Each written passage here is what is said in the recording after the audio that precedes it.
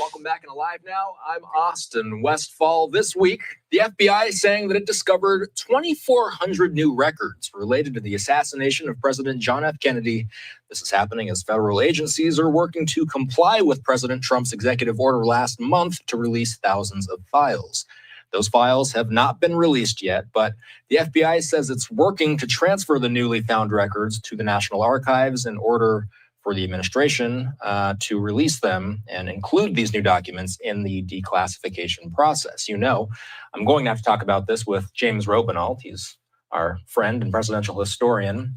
2,400 records, James. How do that many documents get discovered? And does that mean that they were missing before? Yeah, I mean, this was a big surprise because if you read my piece in Vanity Fair, my interview with Jefferson Morley, who I consider to be the real expert on all this stuff, he said, you know, the most looked for documents are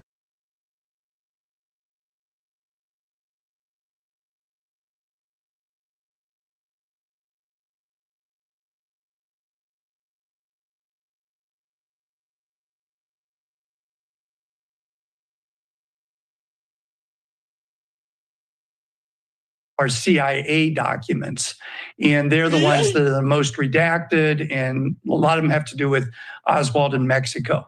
So the fact that the FBI now comes out with 2,400 records is a huge surprise, and one that, you know, we're gonna have to figure out what happened here. But I gotta tell you, way back when this all happened and these records were created, and the Warren Commission investigated and so forth, I understand there was a need for intelligence agencies and the FBI to protect sources, methods, and so forth. All right, our bad on the sound, guys. Everything should be good now. We're getting into the JFK files. They said they found some new, more like resurfaced documents. We're gonna break it down. We got a PBD clip to follow this up with. Let's do it, y'all. 60 years later, and there was an order of Congress in '92 to start releasing this stuff in full. It was all supposed to be out by 2017. So the fact that somebody's finding 2,400 documents means that one of two things. It means that people didn't look very hard, or they knew about these documents, but they felt constrained to not be able to release them until they got a presidential order telling them to do so. So either way, it's a huge surprise, and it's going to be very interesting to see what's in this group. Yeah, so what's your feel of the situation? What's your gut feeling? Since an extra 2,000 documents have been found right ahead of this release, could that indicate that something more substantive might come of them? Yes, I think you know, there's a likelihood there's something. I mean, 200 plus documents, yeah. If you're telling me that, yo, let's say your favorite book, you read your favorite book, you found it was 2,000 plus pages missing. You're going like, bro, you'd feel like you didn't even really get the story for real. Like, yo, whoa. Yeah, you telling me what? That's a whole nother story, damn near. Yeah, that's a whole nother line we can go down here. Something important in those documents. But it also tells me the other thing that we know. We know that there are 3,500 documents that have been collected under the law, sitting at the National Archives, that have been redacted, you know, people's names marked out, and some of them with full pages redacted, which is astonishing given all the time that's passed. But what we also know is that there are a lot of documents that have not been collected under the law. These are good examples. And it means that there has to be a true effort by these agencies to really find the documents that are in their possession and to go back and to really release this stuff. Now that they've been ordered to do so under this executive order, it is time for this stuff to come forward. And we're going to see, I think, additional documents that we didn't expect to see and that we didn't know about, because you don't know what you don't know about. And this is a good example of that. But I think it's not tip of the iceberg, but I think we're going to see a lot of this where people are going to come up with new documents that nobody knew these documents existed. Let's talk about some of the folks in Congress that are leading the charge to getting these things released. Florida Representative Anna Paulina Luna is the head of a new congressional task force that's aimed at, quote, exposing federal secrets, unquote. She said this week that she believes that two shooters were involved in the JFK assassination. That's an elected official going on the record with that, James. So given what you've researched, is it fair for people to not believe the official narrative that JFK was killed by a lone gunman? You know what? And you know, it is pretty crazy how they like bring that up though. because a lot of people say that. Well, here's the thing: in the beginning, everybody said that, yo, yeah, there was 2 shooters. But here's one thing that I did not expect. I'll tell you this, because I speculated there was another shooter. But here's what I didn't speculate: that it could have been somebody within his immediate vicinity, like somebody so close to him he could have reached his arms out to him. That is what I did not expect, bruh. But I wonder if these 2,400 documents are going to tell us the same thing. So Representative Anna Paulina Luna, right here, pictured with none other than Bibi Netanyahu, is in charge. Is supposed to be in charge of the declassification efforts. But if you know anything about some conspiracies, it's kind of funny how she's pictured with this man right here. Even in the tweet right here, it's kind of funny. If you read it, says, here's the lady in charge of releasing the declassified files on the assassination of JFK and the client list of the known Mossad operative Jeffrey Epstein. I imagine it will be a fully transparent declassification with absolutely no redactions. Ironically, kind of and pointing out her relationship with Bibi Netanyahu. And if you wonder why we're pointing out the relationship with Bibi Netanyahu, is because, well, there's high speculation and some conspiracies allegedly that, well, Israel's hands is all over JFK's assassination. Or they had prime motive. Let's say that. They had prime allegedly. All allegedly. But wait, was there a video you want to show with this? Well, we'll show it after we go through the current video. All right, no problem. Which one? This one? No, go back to the first one. Yes, sir. Yeah, I mean, if you've listened to some of my interviews, and shout out my man Lenny Kogan, man, coming through with a baller alert. And all right, he says, I still believe he was killed by the 3rd-letter agency. Yeah, we're going to get into it. 3-letter agency. Yep. And we're going to get into a couple clips we got shared on X for you guys. We're going to kind of dive down the rabbit hole of JFK. They're declassifying the files, so I guess it's perfect time to talk about it. And another shout out to Don's. I guess we missed that. Member for 3 months. Hey, I'm at my 3-month milestone. Also, F the Liberally Challenge. All the trolls need to touch some grass and get some sunlight on their pale skin and such. Hey, and he came in again. He said, I still think it was the feds that did the men. I think, no, what actually, what I've heard, so protect myself. All right. But what I've heard was it was a CIA Mossad operation. It's with you. You'll know that I do think that there probably were multiple shooters, given Paul Landis's revelation that he found what everybody calls this magic bullet or the single bullet behind where Kennedy was sitting. So, I think there's no other explanation for that than that there were multiple shooters, and we could get into that. But me and Seth were talking about this before we went live. That multiple shooter theory has been all but confirmed amongst conspiracy theorists for the better part of like 20 years. Bro, everybody been saying this for a while now. Like, bro, here's the thing: we've had like Army officials come out and say, "Oh no, they hardlined the one shooter theory. Like, oh, Lee Harvey Oswald. It was him. Right." But the problem is, though, everybody outside of that, intelligence group is like, nah. There was two. But the point is, it always has been a difficult sell to say that there was a single bullet that went through and caused 7 injuries to JFK and to Governor Conley and came out pristine. It's always been a difficult sell. Very few people believe it. But let me just say this. When you're working in this area, there are so many people who believe in conspiracies and crazy and wild stuff without any proof at all, that people have to be very careful and not speculate. So for her to say she thinks there's 2 shooters, that's speculation at this point that needs to be backed up with more than just, I feel that way about it, because a lot of people feel that, there was a conspiracy and, different people were behind it. But this is an area where we have to be very careful. We have to be very fact-oriented, fact-based. And there are a lot of people, good people out there writing about this. I've told you about the Mary Farrell Foundation and Jefferson Morley and JFK Facts. These people are very careful about what they say, and they don't get out beyond their skis. You got to be careful about that. So and again, a big if here, we haven't learned anything concrete yet, but let's say that, let's roll with the 2-shooter hypothesis. Where does And he said it well. We haven't learned anything concrete. It's full speculation, but let's roll with the 2-shooter theory. Let's roll with the Israel collusion theory. It's kind of weird how the person who's supposed to be leading the effort of declassifying the documents is pictured with the man like they're best friends. Now, and if you guys want to go ahead and get into that conspiracy theory, we do have the video giving you the complete breakdown and all leads to, that kind of point to Israel and why. Yeah. And why. But we'll break that down if we can get to the conspiracy theory in the 47 super chats. We appreciate the support, guys. But go ahead and double tap that screen, like the video with those 3 dots up there in the corner. Appreciate the support, guys. So let's keep going. That put Lee Harvey Oswald. It is a fascinating question. I showed you there's a new book out that's called The Oswald Puzzle. It just literally came out this year about who is he? And was he really involved in this? Was he set up? Was he a patsy? There's evidence to support all of that he may not even been the one who pulled the trigger. But he likely was involved in this. He likely was a shooter, but there likely were other people who were involved who also probably were shooters. But again, we have to see more proof about all this. But what is true is that Lee Harvey Oswald was 24 years old.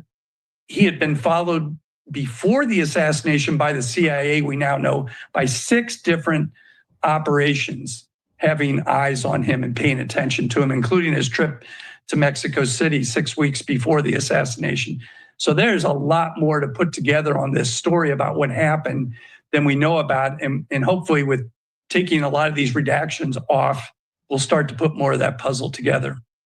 So James, this is, 1963, it's when the assassination happened. Why does the Trump administration put this in such high regards? Why do they think this is an important issue for the new age?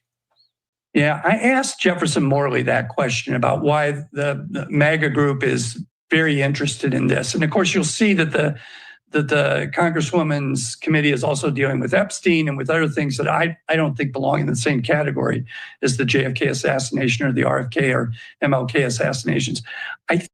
Well, here's the thing. The thing about JFK and Epstein is they both have, Israeli ties. Yeah. That is the relation between them. I don't like to say that, but that is what we're dealing with at the moment. And it is kind of funny when you go down some of these rabbit holes and these storylines, doesn't it always seem to kind of lead back to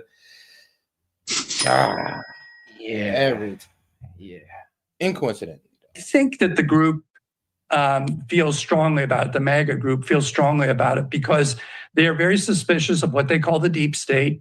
You have people like Kash Patel writing about it, and they see this as like the ultimate story of a deep state secret that we don't know about, and we need the transparency. So I think it's more of a broad range.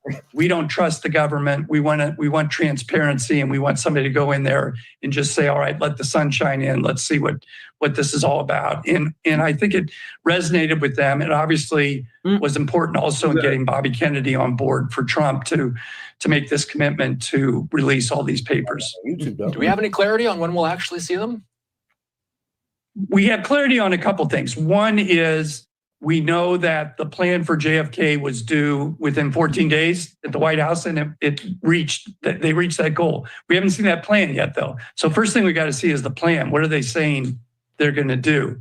And really, that should become transparent very quickly. It shouldn't sit around, or this thing is going to start to look like same old, same old. Mm-hmm. We know that the MLK and RFK document plan is... I love how he made that point. Like, as soon as they get these files, as soon as they got the right files and they know what they're doing, whatever they need to iron out, they need to be released. They need to be transparent about the whole thing, because if they hold on to it, like he said, it's going to look like more of the same old, same old. This is what y'all do. Y'all push it back. Y'all try and hide something behind the scenes. Yep. And then y'all give us this redacted version. And leave out names. And anybody who bring up the right names, you say misinformation. But then it comes out years later, they were right. Mm-hmm. Just like about the 2-shooter thing. So, I mean, like I said, when they announced the declassification task force, I said, conspiracy theorists, this is our day to rejoice. So hopefully we get, some truths. Obviously understanding that we're probably not going to get the full piece of the history, but we can get some context, and maybe a lot of the stuff that we already know will be confirmed, is my perspective. But a man can dream, can he? A man can definitely dream. It's supposed to come out in early March. That's 45 days later after the executive order. And then in terms of the documents themselves, of these 2,400 documents that the FBI just turned over, One Trump insider is quoted as saying to Axios that you may just see these documents show up online. They're kind of fed up with, these agencies blocking, the release of these records. So they were saying you may just see them come out. I don't think that's going to happen, but it could happen. And it may be that we reach that point where the administration just starts releasing documents and says enough of the blocking at this point. Yeah. We'll be talking to you once we do learn more about when they will be released. And good idea, by the way, for anybody who wants to check out all of our interviews, go on YouTube, search James Robinall and Austin Westfall. We've talked about this. All right, let's transition into the next video, keeping the JFK topic going. PBD, they discussed, what are they talking about here? The two-shooter. Two-shooter theory here. Let's get into it. Man. One shooter. For many years, we've been told it was only one shooter. For many years, John F. Kennedy assassination. No, there's one shooter. You guys are. That's why I say, bro, if you've been paying attention to the JFK files, or like I said, just for most conspiracy theorists are very familiar with, it's damn near all but confirmed amongst conspiracy theorists, the two-shooter theory. So them coming out and saying like, yeah, there was two shooters. We're looking at you, hands on our hips, like, really? Like, come on. Yeah, really? Y'all just now confirming that? Like, this is nothing new. That's what we try to tell everybody about January. She's like, whoa, there's FBI interference. No, there wasn't. No, there wasn't. Only for them to confirm it. And we're just like, really? We've been telling y'all this. Like, bro, y'all might as well just like, bro, y'all don't got to believe it's at face value, but don't call it stupid. At least look into it. Man. Delusional. There's only one shooter. You're crazy. Oh, my God. You guys are just following all these stories and movies. Stop it. Stop watching Oliver Stone and stop watching this and stop watching that. MAGA head of JFK Files Task Force claims there were two shooters. Okay. And this is, I want to say her name properly, Anna Paulina Luna. She does phenomenal work, launched a task force on the declassification of federal secrets, along House Oversight Chairman James Comer declaring, I believe, well, I'll let you watch it for yourself. Go ahead, Rob. What's your priority list? Is Epstein 9/11? Our first investigation will be announced, but it's going to be covering on a thorough investigation into the John F. Kennedy assassination. And I can tell you, based on what I've been seeing so far, the initial hearing that was actually held here in Congress was actually faulty in the single bullet theory. I believe that there were two shooters, and we should be finding more information as we are able to gain access into the SCIF, hopefully before the files are actually released to the public. Okay. Vinny. Well, and is that, bro, it's like I said, it was resurfacing because people have been saying this. So you can't say newly discovered documents when this has been talked about. Like, we've been talking about this for like 3-4 years, at least in my space, where like, where me and Keith look for our in this sphere, right? Yeah, but I ain't gonna lie though, outside of it, people seeing it as new information. I'm like, so everybody just believed the narrative and walked away. You know, it's funny to call it new, like you said, when we've been on this side of the internet or this side of history, it's damn near gaslighting. like, bro, like, what do you mean? We've been new about this. Y'all just now saying it. Like, what are we in a Twilight Zone or something? Okay, and I've been besides Oliver Stone's hey guys, like the video. We got over 40 of y'all in here. Let's get the likes up, man. Let's get some more folks in on the conversation. Just getting this one started, man. Happy Saturday night. It's gonna be a fire stream. Started off by liking it and supporting your boys at S.E.T Media. 3 buttons in the up right hand corner as well, man. Let's keep it going. JFK, the movie, which I've probably seen, no joke, maybe 15 times. So accurate, so much details. Back and to the right. Back into the and just doing all your own research, Pat, with your own eyes. Okay. And then watching that video, like I'll send it to Rob after we all break it down, where Secret Service is running by his car and he's about to go down Dealey Plaza and he's called off. I got goosebumps, Pat. They're calling off Secret Service because when you're out there in the open in a pretty dangerous place, which is Dallas, which you've gotten death threats, you release everybody because there's supposed to be a human being running just to be able to stop the shooting. And as a marksman, as an expert in the rifle, there's no way that Oswald with the pump, there's no way. And we all saw as it's going, because they slowed down. This is the video right here. Look at this. While I'm telling the story, look at it. These guys are called off of protecting the president. Even the Secret Service guys like, wait, what? And then look at this, leaving him going completely naked. out there with no protection, Pat. They're supposed to be running by the vehicle. So then seeing the video and then seeing him getting shot once in the throat, and you see him like asking for help, and then Onassis comes and gets to his aid, and then his head goes backwards, and they proved in a court of law in the United States a magic bullet theory. And if you haven't seen it, they're saying, Tom, that a bullet came in, hit him, hit the governor, spun around and came back. And as you guys all know, the word magic is make-believe. It's fake. The fact that they called it a magic bullet theory, and I cannot wait for, and again, you talk about accountability, vindication for people like us that have been saying it forever. They have been lying to us. They lied about. It's like the weakest excuse ever. Like, yeah, this one single bullet did all that damage. Like, wait. Like what? It went through both of them. It turned back around. Ricochet went back around to finish off the president. And then the president head flew in the wrong direction. And then, as Vinny was just saying, if you zoom in, you clearly see the president holding his neck and Jacqueline trying to tend to him, give him first aid. He had already been hit. Man, and then after that, everybody's scrambling for never mind. Nah, say it. Go ahead. And then after that, and everybody's scrambling for brains. It's Man. like, shit. Man. About the Gulf of Tonkin. They lie about this. They lied about 9/11. That's all they've done is lie to us. And this is the main reason, Pat, that people like Trump and people like Elon are such a threat to them because they're messing with their money. This is, Tom, what was this? He went up against the military industrial complex. What is that doing? They're messing with people's money and they shot him in the head. What Trump is doing right now, what Elon's doing right now, and what he's suggesting with the Fed is messing with their money. And it's a dangerous game that they're playing, but I think it's a game that has to be played, period. Tom. I'm looking forward to this, and I'm glad that she's on it, and I want to see the stuff coming out so that all of the theories, not just theories, there was some real informed research that was done, but I think that much of that research is going to be validated, absolutely validated. And we have seen, it's not Oliver Stone, making a theatrical interpretation of what was going on with Garrison, the character. It's also looking at common sense from men who have served on the battlefield, that have served with the police departments, that have served with. And real quick shout out to Fox Chase, man. Always good to see you, bro.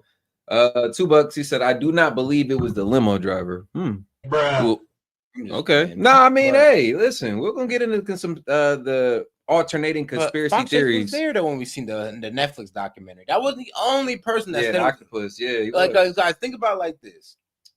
We watched a documentary in Discord that also said the same thing about JFK, to saying that it was actually the driver who turned around and shot him. Mm-hmm. And now all of a sudden, I say a couple months later, now we're hearing this, where it's getting almost confirmed by mainstream media. Yeah, they're trying to confirm it. It's like, and now it still has yet to be confirmed that it was the driver. What has been confirmed that there are two shooters. And with so many alternating conspiracy theories, it's quite hard to pinpoint the most credible one. I see some people in the chat saying there was a car behind them, and that's where the second shot came from. But I tend to lean more towards it being the limo driver, just because that's the one that we've seen. Even the most astute historians, or some of the most the people who were pushing the research on the JFK files, that's what we've seen them confirm. Yeah, the second driver, the second shot coming from the limousine behind, we haven't really. That's more theory. So here's the thing, though. So the fact that the two shooters are confirmed, but the location of the shooters still speculative. Yeah, I think the location of the first shooter has been confirmed, but the second shooter down, that's the one's been confirmed. It's like, well, where the hell was he? Mm-hmm. Ballistic saying you can't cause the president's wound, the head wound, the kill shot, from above and behind him. And it's just, we've all known that. That's a simple fact. You can't do that. Well, then where'd it come from? Now you have all the theories. Oh, the CIA was over here, the guy in the grass. But I am very, very happy that it's starting to come out. And we've also heard, things coming from others over time, and people that have said it. Saying, well, it's not a who, it's a what. What it was, an agency or it's a group. And I'm very glad that it's coming out. And she just stood there and said, from what I'm seeing, there was two shooters, which we have forensically understood. We just want to know, who are the two shooters? Is there documents in the Kennedy files that would indicate who was, or who called, or who paid, or who placed? Yeah, but my problem is, Okay, they've always known. They've always known. Why keep it from the public? I mean, we know, but what's the reason? Who was that guy? So, I mean, that means they brought it to court. They all freaking lied. All these witnesses showing up dead. They've been lying to us. They keep lying to us. And it just pisses me off is when we find out who that person is, Tom, because I believe that they might have been even more than that guy. I think there was multiple people. I think it was a triangular position. And maybe even some of them had blanks. So at the end of the day, no one is low-key even theorized that there were beyond 2 shooters, because think about it. When we compare, if we can compare it to the Trump assassination attempt, there was apparently a shooter on the water tower, right? Who didn't fire the fatal bullet or the potentially fatal bullet, but who was confirmed to be there, right? Yeah. So going back to the JFK situation, 2 shooters confirmed. It damn near could have even been more in the area. Here's the thing. So it sounds like every time you want to go out for a president or a world leader, you need a spotter. Bro, you need a few. You need a few, because if plan A don't work, you got to have shooter B. And if shooter B don't work, you got to have shooter C. Man, I wonder how much shooters through the alphabet do they got, man. God damn. Because if they got A through F, we got a problem. I mean, if you're coming for an American president, you got to have a thorough plan. Hey, when you shoot the king, they say you better not miss, right? Man, you get one shot. It's actually at fault, and nobody knows. Nobody can say why I definitively did it. I had blanks in my gun. I want to know who. So that's gave the that firing squad theory. Is that one out of 7 men on the firing squad has a blank? Yes. So you can always think maybe I didn't. So you can sleep at night. I did my duty, but maybe it wasn't me. So and Pat, that's my thing. There's another shooter. Who did he work for, and who told him to go there? And who told it to cover it up? That's the problem. That's what I look forward to. And make sure to like the video, guys. Let's go ahead and get the likes up to 20 likes. So go ahead and double tap that screen or hit the 3 dots up there in the corner, guys. We appreciate the support. Let's keep it going. Too is finding out the who behind the second shooter, because I don't think there's a question. Which of the 2 are you more interested in, this or Epstein's list? Epstein's list. Could I be honest with you? Yeah. If JFK, you know why? Because that, to me, besides 9/11, is the worst moment in the history of the United States. They murdered, whatever you want to call it, the sitting president. Meaning, if it's true, the CIA, all these guys, Lyndon B. Johnson, they all colluded to kill him. To hell with treason. It just sucks because none of these people are alive, Pat. They held it for all these years. Everybody's dead. We're not going to have any accountability. And if it was the CIA, what's going to happen to the CIA? That's why that's the problem. That's why I was a little bit more prone to wanting to know what's on Epstein's list. Because yes, is the assassination and murder of a sitting U.S. president JFK important? You bet your ass it is. However, whatever happened with Epstein, these people are walking around. What's going on? What did they do illegal? Who was this guy? What happened? Where are these people? This pedophile island. But yes, this is important. I'm not downplaying the how important something like this is. Of it. But you know what I find interesting under the Trump administration, this is going to be coming out. Hopefully, we'll see. I would love to know what the Democratic wing of the Kennedy family these days, other than basically JFK. Would they owe him a debt of gratitude? Would they say thank you? Do they want to know what's going on? Like, would they at least admit, hey, we're not the biggest fans of Trump. We're a Democrat legacy family, but thank you for shedding some light of exactly what happened in this situation right here.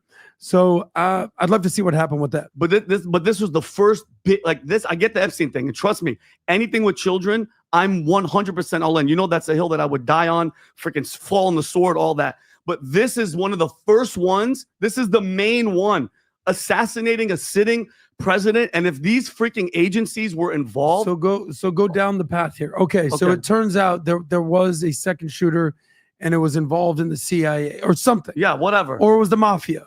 What that second shooter involved in the CIA? Want to pull up this one? No, never mind. Never mind. You good. But yeah, they said it was a second shooter who was involved in the CIA. But I thought Lee Harvey Oswald was the one who was involved in the CIA, right? And I kind of do want to go into this this breakdown. You mind? Hey, let's do it. All right, let's go into this breakdown on the official narrative and why it doesn't make sense, and also Lee Harvey Oswald's early life and how they set him up.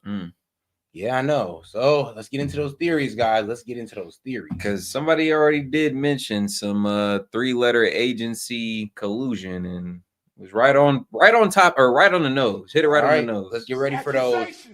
Man. This is false accusation. Man. Oh, all right, man. Let's go. And some of this too. FBI, open up. But mainly though. that for sure. That's mainly what we about to get into. All right, so like the video, man, if you haven't already.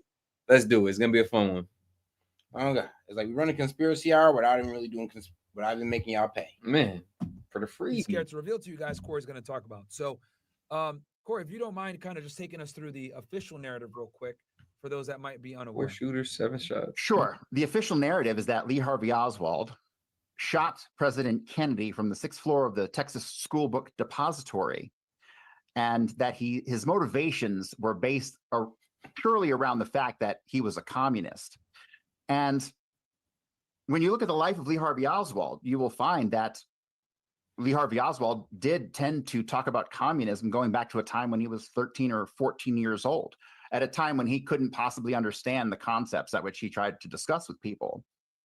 The official story doesn't make any sense, because the major criticism of Kennedy around the world really was that he was soft on communism, and the people most angry with him were people who were considered in the time right-wingers. And so for a extreme left-winger to assassinate Kennedy is a story that doesn't make any sense, that to this very day they keep trying to get us to believe. You know, it's crazy. That's not the first time they try to get us to believe that a Republican or somebody on, Donald Trump or a president's side would, take their life. Yeah, that is not true. the first time they try to convince us of something like that. So makes sense. And shout out, man, and shout out Brianna. She says, I think the second shooter was in his car. I also believe what is going to cause the biggest uprise is 9/11. Yeah, if 9/11 gets exposed, which we can also go in on that as well. And you know what's funny about both of these conspiracies? There is a common link with the alleged, let's just say, state or country, or man, alleged purporters of the crime. Shout out Fox as well, 93, $5. Anyone that shoots knows the headshot was from Cantor in equal level. Okay. All right, so it said if you know about angles, you said it came from equal level. In fairness to my man Fox, you know about the angles. Well, you got to if you should be shooting. Well, that, and also if you be get down like that. And one thing that you will find out is that the assassination is far more nuanced than what I consider to be the official conspiracy theory, which is that the CIA killed Kennedy because they wanted to continue the war in Vietnam, and Kennedy was going to end the war in Vietnam. That's the official conspiracy theory, which I promise was disseminated by the CIA, right? So blaming themselves for something for the wrong reason is not outside the depths of their psychological warfare. And one thing that you really need to understand in order to understand Kennedy is what psychological warfare is. Because the stories of Kennedy we've been told over the years about Lee Harvey Oswald being a communist, and that's why he killed Kennedy, that is propaganda, and propaganda comprises a psychological warfare campaign against us.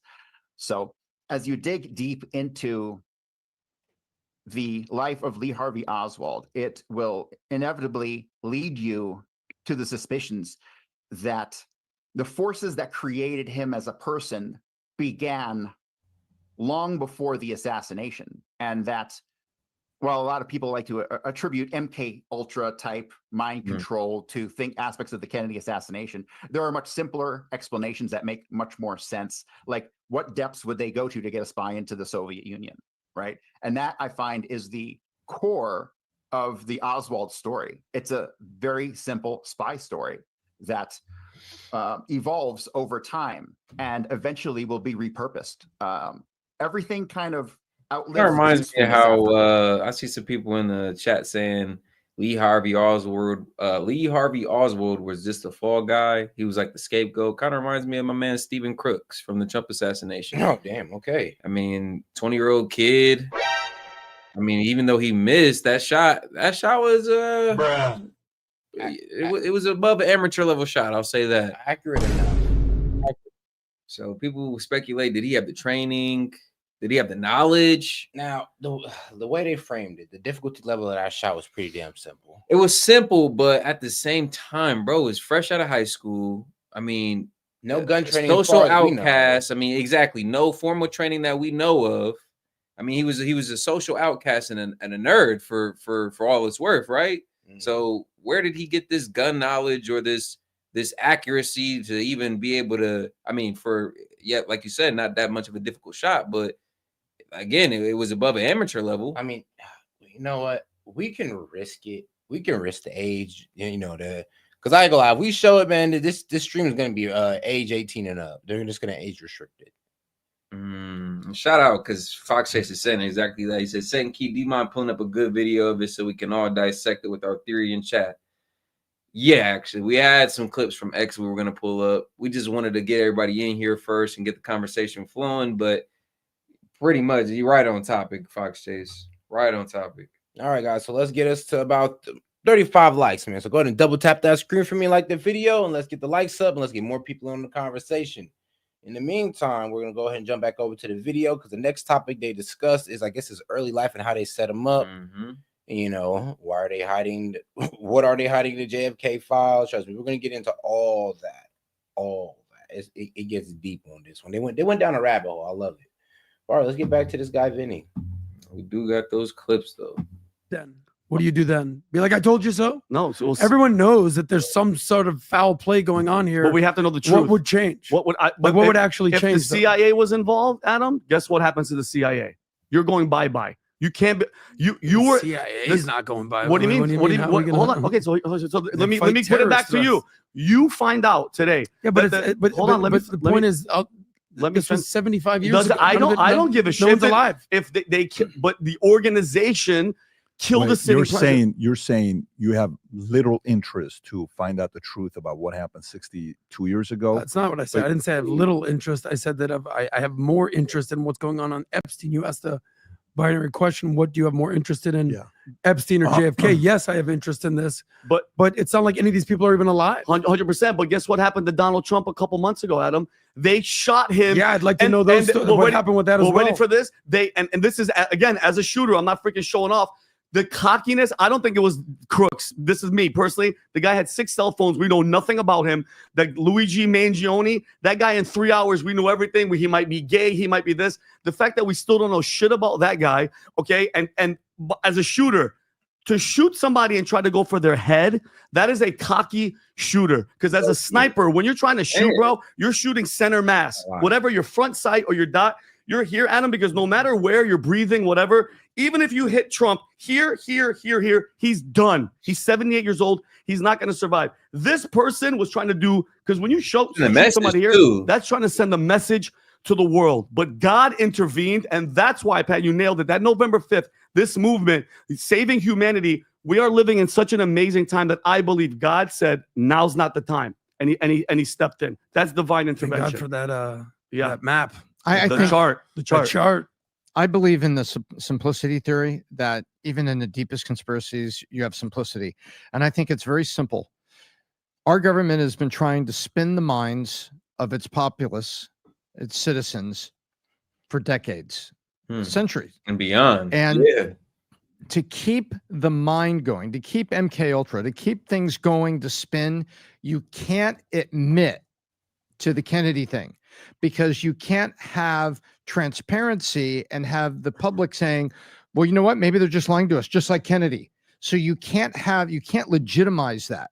You can't put that out there, because you need to keep the secrecy and the spin and this is why some people speculate that they haven't released the documents. And even some people even now are saying that even if we get it, there's going to be so much redacted that it's really not even going to be the full picture, because it implicates too much collusion on a international level, and I would say on a domestic level as well. Like it will implicate too many people. Some people, I mean, they say a lot of people who pushed it at the time are dead, but some people still alive, and the agencies that were colluding as well are still around. FBI, CIA, but let's be S.E.T. Even if you try to redact, certain intel agencies, I mean, we can use context clues and figure that shit out. That's true. I mean, like, it's all well, and unless they redact, oh yeah, it was this agency that operates out of here, blank. It's like, damn, maybe not even just word, but segments, like whole portions. Like, oh, how the hell they just find 2,400 new documents, quote unquote, documents, and now they gotta look over them and be like, yeah, nope, right, nope, hell no. brainwash the citizens tomorrow. And you can't go back and say, okay, look, we're sorry. Vietnam War, you know, we did this thing and we were drafting mostly African Americans. Yeah, we did it. CIA killed Kennedy. All those people are gone. Allen Dulles is gone, but we named the airport after him. And yeah, we did it. They can't do that because you can't have the citizens able to say, had to have legitimate doubt. Pat, I want to know your thought. What's your thought on that? There probably being another shooter. Them, if it's true, lying to us, the CIA involved, all that type of stuff. All that. What's because I know you're passionate about it. Yeah, you know exactly what they did. Let me tell you, when you go into relationships that you have in your life. Mm-hmm. Yesterday, we're sitting there with a few of our business managers that we have, and we're spending more time with middle management. We're having a conversation about who typically ends up moving up, getting promotions, what happens with them, okay, and what qualities we value. And shout out my man Fox. He says, congratulations to our new mod, Zoloff. Yep, Zoloff and upgraded to a mod / member. He was just a member, now he's a mod and a member. He's a double M now. He's a double M. Mod member.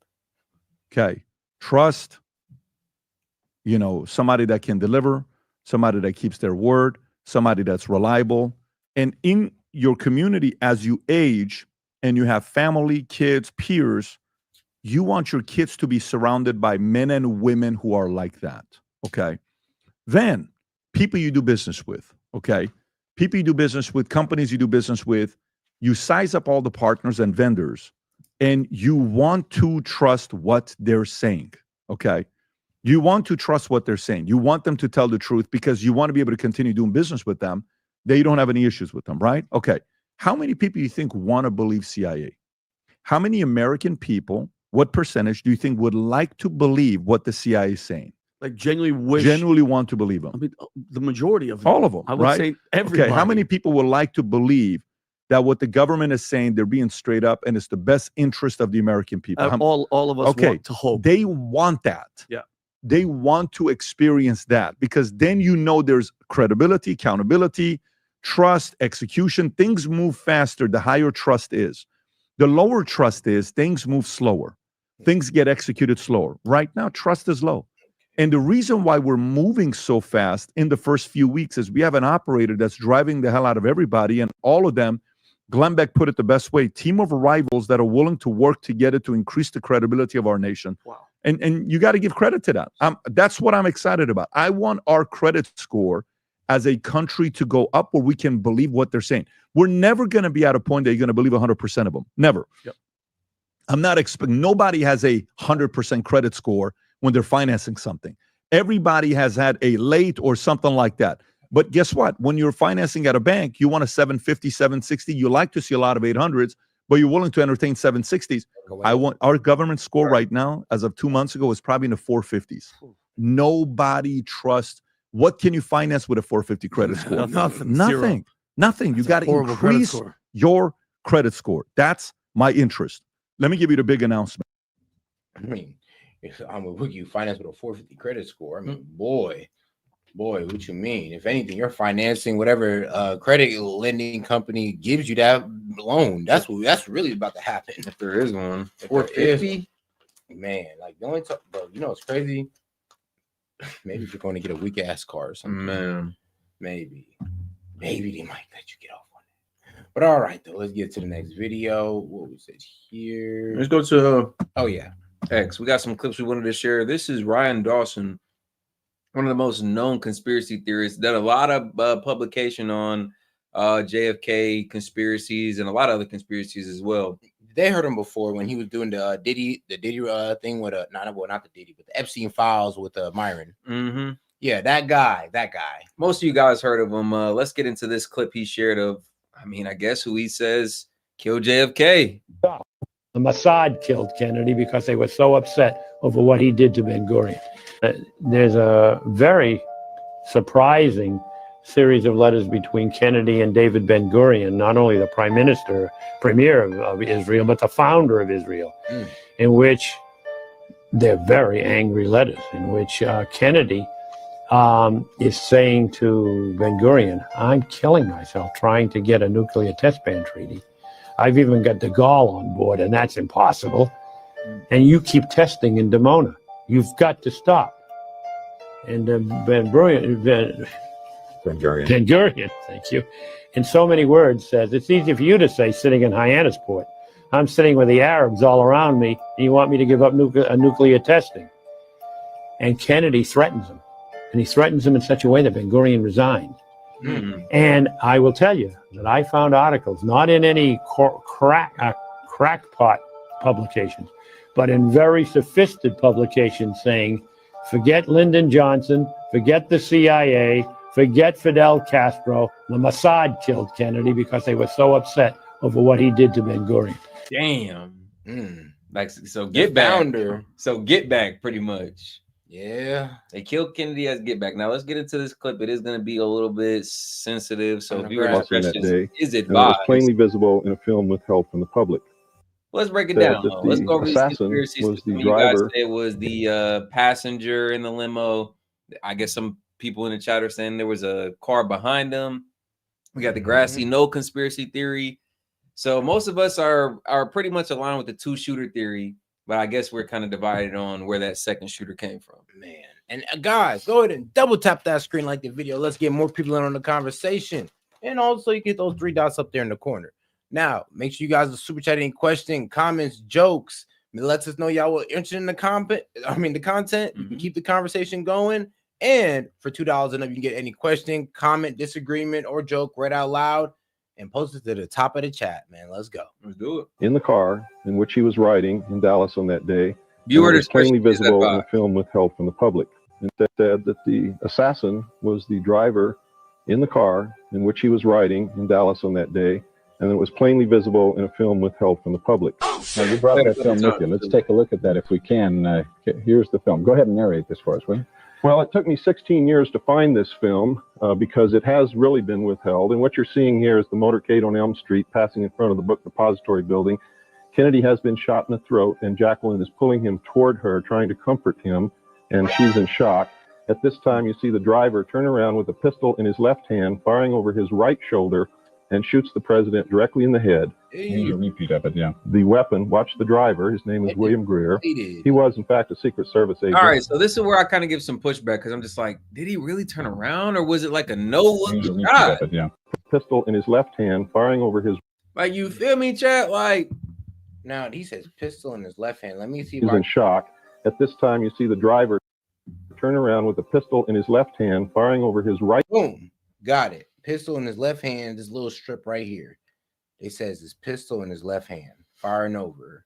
Like, chat, it was at a no-look shot, like some quick little bow. Like, bro, so smooth with it. It's like he just knew. Maybe he looked in the mirror and was like, I got it. And they said, okay, so there's no gun smoke or anything like that. So they said it was a pneumatic pistol, a gas-powered pneumatic pistol, pretty much with a pellet with a shellfish toxin. I was like, God damn. Like, bro, what type of shit y'all was going for here? Bro. Like, so they stunned him with the shot to the throat, and then they finished him with the pellet. Bro, here's the thing. Let's talk about this type of technology that they just sprung on us out of nowhere. Like, oh, yeah, just to let you know, we got guns that just shoot straight air that can blow through your head. Bro, everybody knows the CIA got some shit, though. But, like, that, though, is crazy.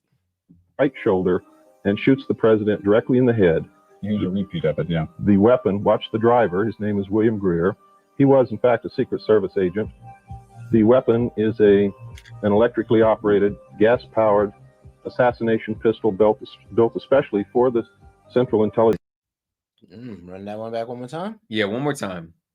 Because there are some people that are saying that the shot came from behind them, and I guess they theorized that since the pellet was an exploding pellet, I mean, bro. So I guess the theory is the pellet was exploding pellet, and it hit him from behind and exploded out the front of his head, which is the impact that we see. Well, okay.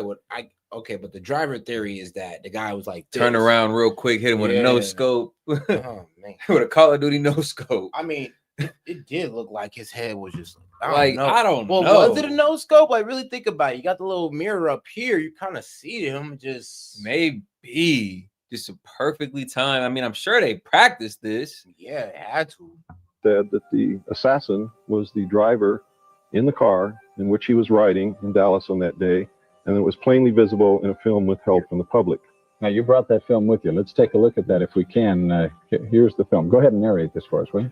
Well, it took me 16 years to find this film because it has really been withheld. And what you're seeing here is the motorcade on Elm Street passing in front of the book depository building. Kennedy has been shot in the throat, and Jacqueline is pulling him toward her, trying to comfort him, and she's in shock.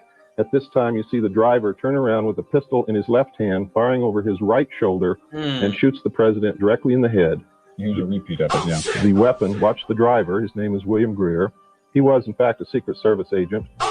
The weapon is an electrically operated, gas-powered assassination pistol built especially for the Central Intelligence Agency. You don't see any puff of smoke from... That's correct. Because what you think is a pistol there in the right-hand corner, lower right-hand corner. That's correct. It is Why is that? Well, it's an air-operated pistol. It's pneumatic. And it actually fired a floating pellet, which injected shellfish toxin into the president's brain, so that if the actual explosion... Floating pellet was it's like, toxin. If you really think about it, bro, if you could only see my face, if somebody was to tell me that, yeah, so it was an air shot pistol, I'd be like, wait, what? Air shot? I never heard nothing. Oh yeah, and it had an exploding pellet with shellfish toxin. I'm like, oh, bro, what? How dastardly! Like they was trying to kill that man. Like, hey, yo, can I buy this somewhere? Like, bro, like nope, exclusively made for the CIA. Ah, man, the pellet itself did not kill him. Like design and manufacture. The toxin would. Now, did you read all of this Yes. in the documents? Yes, and that's why his brain was switched for another brain in transit between Parkland Hospital in Dallas and Bethesda Naval Hospital in Washington, D.C. And they swapped out the brains. That's some crazy shit. I'll be real with you, King. I ain't never knew, G. You The couldn't have told me that. assassin I'd have was looked the at you driver. crazy like, what, bro? Airsoft? Like, bro, you told me they're shooting deadly airsoft guns. They're shooting airsoft guns at presidents. Like, what, bro? And they swapped Deputy Chief of Staff of the IDF in there. They swapped out the goddamn Nah, that's brains. the part was it has the bro. Not only is the gun some crazy shit, but the pellet on which you get hit with is some crazy shit. It explodes with shellfish toxins. So if the explosion in your head don't kill you, then the shellfish toxin, bro. What was this man supposed to do? Flesh or some shit. Live with a quarter of his brain or something? Nah, he was dead. He was dead. They set it up for that man to die that day during that parade at that moment. Oh yeah. And again, I theorized, like I said, with the Stephen Crook situation where we had the shooter on the water tower that didn't really fire a bullet, but patrons or spectators seen that they seen that man. It's all but confirmed that he was there. I speculate the same theory was used in this JFK shooting. Multiple shooters, even more than two, just to confirm that they hit him that day. But now, if it was really the driver, though, can you imagine how much people would have came up by now? And this is where I kind of can poke a hole in the driver's story. You know how much people would have came up by now and said, yo, I was there. That driver turned around and all of a sudden, bro's head blew up. Like, we'd have had eyewitnesses. There's so many eyes on there to where if he was to turn around like that, it would have been noticed. Like, we'd have had eyewitnesses saying that, yeah, it wasn't a bit strange that as soon as that driver turned around and looked back, bro's head blew up. And it's a lot of speculation. Did it come from the front? Did it come from the back? I mean, no did he, but where did he get hit? But this is another video, another theory, since we're talking about the JFK files. Let's go down all these rabbit holes here. So some more theories, some more context here by I can't remember my guy's name here, but let's get into it. Let's get into it.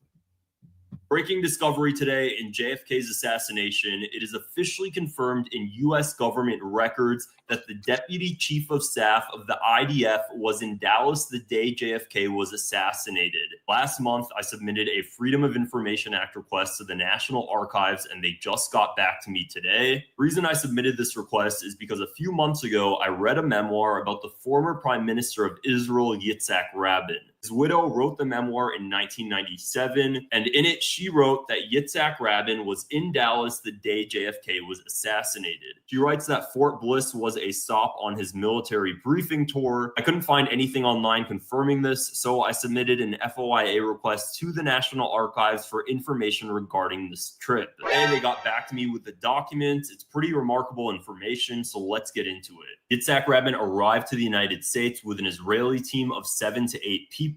The day JFK was assassinated, a telegram was sent to the Department of State stating that Yitzhak Rabin would be abruptly cutting his trip short, returning well ahead of schedule. Apparently, this means Rabin did not visit the U.S. West Coast and certainly not the Far East as planned. It states the trip was shortened because of IDF decision-making, decisions on routine changes of IDF top echelon due to be had next week. The second document states that Israelis were actually being trained in Texas on how to use Hawk missiles at the Fort Bliss military base. This is because JFK provided Israel with Hawk missiles at the time in exchange for Israel providing information on their nuclear weapons program. Another document shows they wanted to keep this visit very low profile, so they actually prepared a contingency press statement 1 month in advance. You should stress the routine nature of the visit and fact that Rabin, one of many foreign military VIPs who periodically tour U.S. military installations. Also interesting to note, at the time, U.S. policy focused on maintaining a stance of impartiality between Arabs and Israelis. Israelis were upset with how, quote, existing informal arrangements left gaps in the Israeli defense system. However, it was doubtful that the U.S.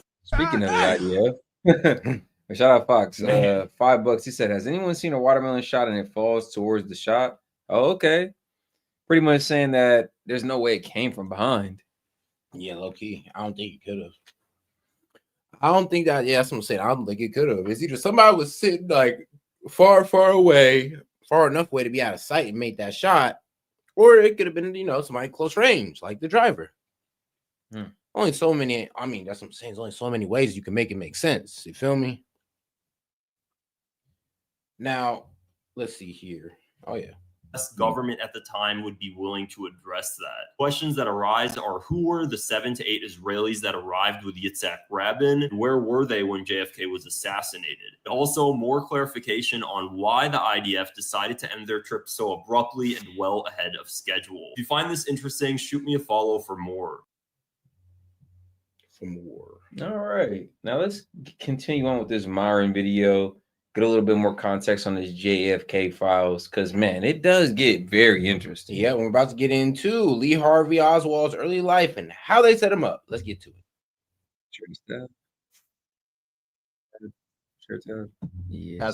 That's where everything kind of outlives its usefulness after a while, and that's where Oswald was.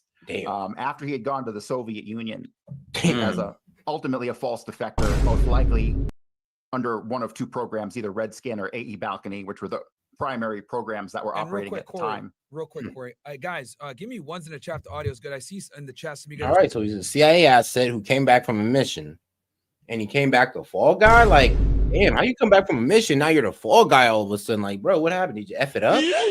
Apparently, he did something while he was over there in the Soviet Union that the CIA didn't like. So he went from one of their favorites, scapegoat.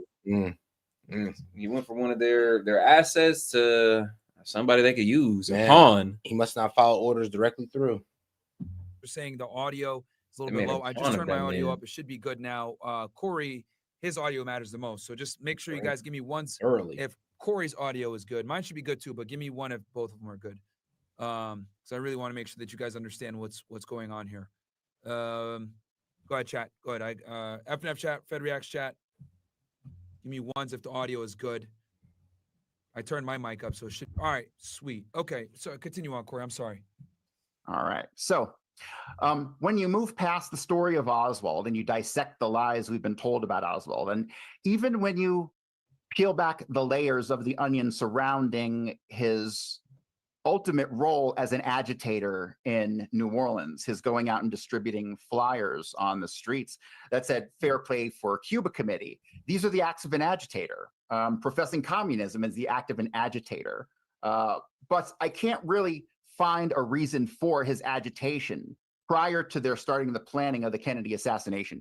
And so everything about Oswald just screams as though he had outlived his usefulness, and therefore he made the perfect patsy. I feel they felt like they could tie up a lot of loose ends all at once for multiple projects, because as we'll see later on, Oswald was most certainly involved in intelligence activities long before he even joined the Marines.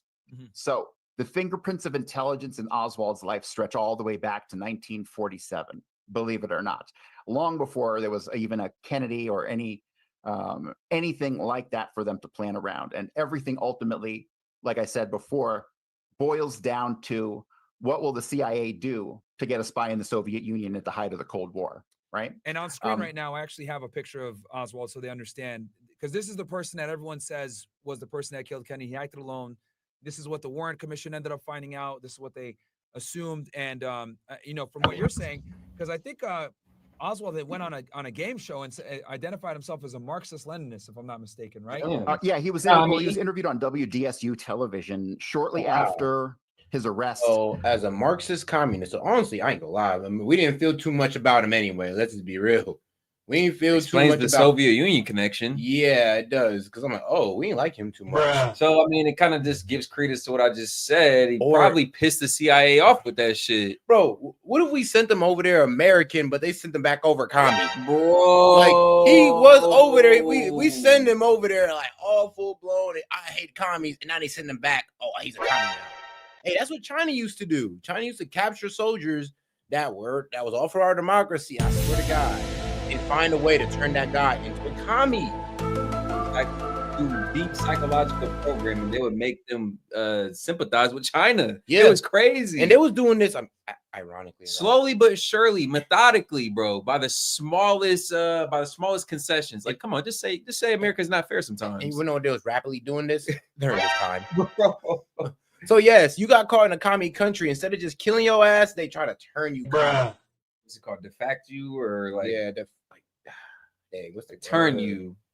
I was about to say infect you, but there's a it's like a word for it. Yeah, when you turn a soldier. On August the 9th of 1963. So he's handing out flyers on the street corner in New Orleans that say "Fair Play for Cuba" committee.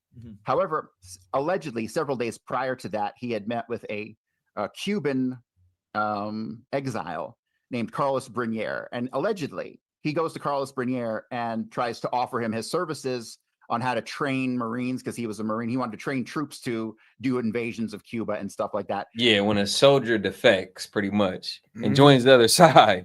So he was a CIA asset. He came back a KGB asset, though. That's insane. I don't believe Oswald ever actually did that. That was obviously somebody else creating this incident. When the cops arrested Oswald after this fight with Brunier, but even the cops said he felt the whole thing was staged. Nothing about it seemed authentic. So they were setting Oswald up basically and doing everything they could to get him on television, to get him known by the local police. By the time the Kennedy assassination rolled around, they wanted to make sure that everybody in New Orleans knew who this guy was. And then see what I see as part of the psychological operation that was happening at the same time, because impersonating someone is an act of psychological warfare. It's an act of tradecraft. In setting Oswald up in this manner, they needed everyone. He had to have a reputation already, right? And the reputation would then be borne out by all kinds of witnesses, and then more witnesses would come out of the woodwork, and that's exactly what happened. The FBI was overwhelmed with witnesses, and they ultimately ended up discarding a vast majority of the statements that came to them. And who knows what they even discarded, right? Because right now we have 5 million pages of documents, and I feel like that is probably only a fraction of all the stuff that came forward. Now, in as far as the documents that they're withholding, I believe that all the documents they're withholding really revolve around Oswald, but we've been distracted to think that there's some hidden gem connecting to the CIA that will give us all these answers. The personnel files in the CIA are really what I'm interested in. I'm interested in personnel files on Ted Shackley, George Joannidis, David Morales, all three guys in Dealey Plaza. They were all members of the JM Wave station out of Miami. So the CIA is not allowed to operate in America, but they do. And in 1963, the largest CIA station in America, which wasn't supposed to be here, was in Miami. It was called the JM Wave station. And it handled somewhere around 30,000 agents. So a lot of the stuff that they're hiding, I think, will revolve around the CIA's illegal activities in America and other covert operations that don't necessarily have to do with Kennedy. And I feel like if they release the few Kennedy documents that are remaining, particularly on David Morales and the personnel files, that will be like opening up Pandora's box, and then they'll have to explain a lot of things that they don't want to have to explain. And so that's what I think the real secret is. Not even that it has to do with the Kennedy assassination, but all those documents will lead to other things that will basically sink the CIA in most people's minds if it hasn't been already. Yeah, and I think a lot of that stuff will be is uncovered already in Doug Valentine's books. If you're not familiar with Doug Valentine, his books on the CIA are he's the world expert on the CIA. They would a lot of that stuff is probably in his books already. So I went ahead. I pulled up JamWave for them here, and it actually, even in Wikipedia, says it was the code name for the major secret United States covert operation intelligence gathering station operated by the CIA from 1961 until 1968. So we kind of went over the official narrative. We went over it.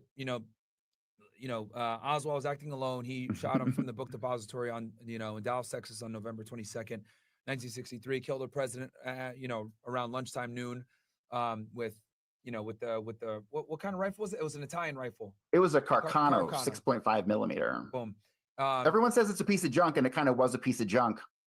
But really, that rifle was never used, and the rifles that were used, I believe, are already out there in the literature. Mostly the Mausers that were used by 3 of them, and then you have a Johnson, which was used by Lauren Hall, which was immediately traced back to Los Angeles, and a guy named Richard Hathcock, right? So we have, over the years, there's been a ton of information released, but then it just doesn't get acknowledged. It doesn't get acted on, Yeah. So now that we went over kind of like what the official narrative was and how it just doesn't make sense because Kennedy was trying to make peace with the Russians. Obviously, Oswald was a somewhat communist. Like, it wouldn't make sense for him to assassinate him when Kennedy actually was one of the few presidents in U.S. history. All right, guys, we're going to mix it up, man. Y'all seem to be loving this JFK topic, and with good reason, man. A lot to cover. But we're going to hit a quick comedic interlude. Little jokes, man. You got to spice it up. Let's head over to X real quick, and then we'll get right back to it. On chocolate fondue for East Ukrainian Hebrews. They have just as much a right to. We've discovered some incredible abuses of the budget. I mean, really, where are you getting off with these insane expenditures? $10 million spent on body positivity for Haitians in captivity. $8 million on glitter bombs for Saudi Arabian imams. And $9 million on chocolate fondue for East Ukrainian Hebrews. They have just as much a right to chocolate fondue as anyone, you Nazi! Well, I'm sorry, but it has to be cut. No! If you cut $10 million from the CFEUH budget, what's next? Cutting our $3 million budget to give free McFlurries to Pakistani furries? Well, now that you bring it up. Oh, come on! It did seem like they was giving money to the most random causes. Like, come on, bro. When we sent USAID over into these other countries, we did not send them over there to fund gender-affirming DEI musicals. Like 50 million in condoms. And I know y'all hate when we say it, but 50 million in goddamn condoms to Gaza. We didn't send y'all over there for this shit. Oh, wow. That's we're definitely cutting that. This is insanity. You're letting our budget get cut by literal babies. Because even an infant can balance these books better than you. I mean, come on, people. Come on. 50 million taxpayer dollars for Kool-Aid water fountains for North Korean accountants. Abortion on demand for pandas in Japan. 1,000 packs of Smarties for Iraqi slumber parties. If you touch any of the Iraqi slumber party budgets, I will shoot you myself. I'm sorry, but it has to go. This is clearly a slippery slope to canceling our program to destigmatize marijuana for Latinx folks in Uganda. Your budget for that is $9 million, and frankly, I think you can do it for $8. You genocidal freak! We also definitely need to cut. Please not. Saucy male dancers for Australians with colon cancer. No! Yes, well, we're at it. We're going to try. Like, dead ass. Like, the joke is almost funny because it almost does make you think, like, were they just in some boardroom just throwing shit around? Like, what can we fund with this money? Like, DEI musicals in Serbia, 50 million in condoms in Gaza. Like, what else can we fund? They're just making up shit. Because when you look at the list, man, I want to pull it up for context here to really drive the joke home. But when you look at the list, it almost does seem like the most random shit. Like shit where you're just like, bro, who okayed this? Trim, teaching Zodiac for a more gender-fluid Iraq, a high-speed train for hermaphrodites in Ukraine, welfare benefits for Aboriginal feminists, and the $12 million you're spending on Sex changes for polar bears. This just says sex changes for polar bears. It doesn't even rhyme. It didn't need to rhyme. It was important enough and it didn't need to rhyme. The only program left in my department is $12 million to buy IUDs for corgis and Belize. Yeah, we're going to reduce that. Man, and I told you I was gonna pull up the list just to really drive the joke home. For those of y'all who may not have heard some of what USAID was spending our goddamn money on, 1.5 million to advance diversity, equity, and inclusion (DEI) in Serbia's workplaces and business communities. 70,000 for production for a DEI musical in Ireland. My bad, I got those mixed up. I thought it was 70,000 for a musical in Serbia, but it was in Ireland. 2.5 million for electric vehicles in Vietnam. Okay, that might be the only reasonable thing. The only reasonable thing. Get this one though: 47,000 for a transgender opera in Colombia. Like, what the hell? Like, I don't even know if the Colombians appreciated that. They're probably like, bro, what the hell y'all down here for? We need a better power grid, and y'all are down here giving 47,000 to transgender operas, 32,000 for a transgender comic book in Peru, 2 million for sex changes and LGBT activism in Guatemala. Man, they're running amok in South America. I don't know what's going on with that one, but this is just some of the shit that they were spending money on. But y'all love this song. Let's pull it up real quick, man. We're going to play this one more time and get back to the show. This one is really funny. It all away and give it to some other guy. Who can take your money? With a twinkle in their eye. Take it all away and give it to some other guy. The government. The government can. And who can tax the sunrise? Who can tax the trees? Let you run a business and collect up all the fees. The government. The government can.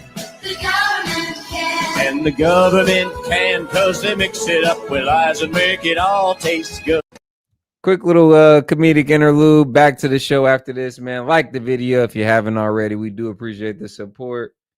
Let's keep it going. The government can, cause they mix it up with lies and make it all taste good.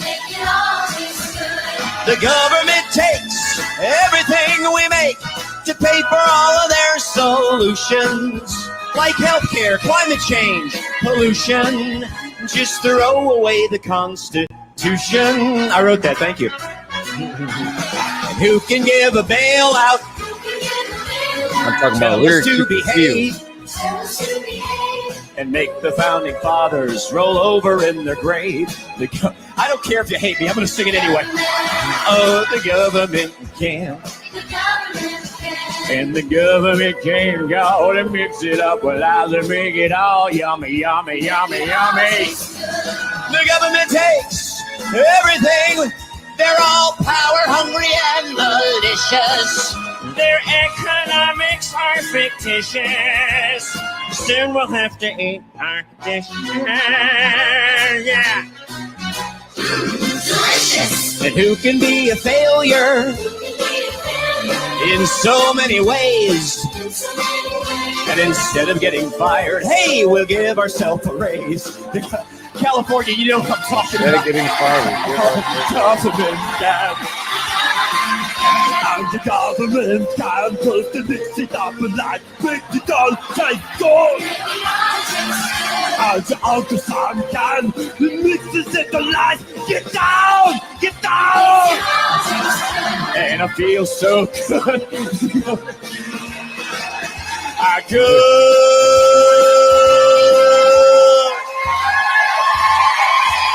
Now, you know this shit funny when you die laughing at your own goddamn joke. You know this shit is funny. But now let's get back to it. Back to this Myron Gaines, Corey Hughes. Man, they were talking about some juicy stuff when it came to this JFK. Let's get back into it. That was trying to make peace with Russia. Now, I guess let's debunk some of the claims, right? And then we'll get into what actually happened.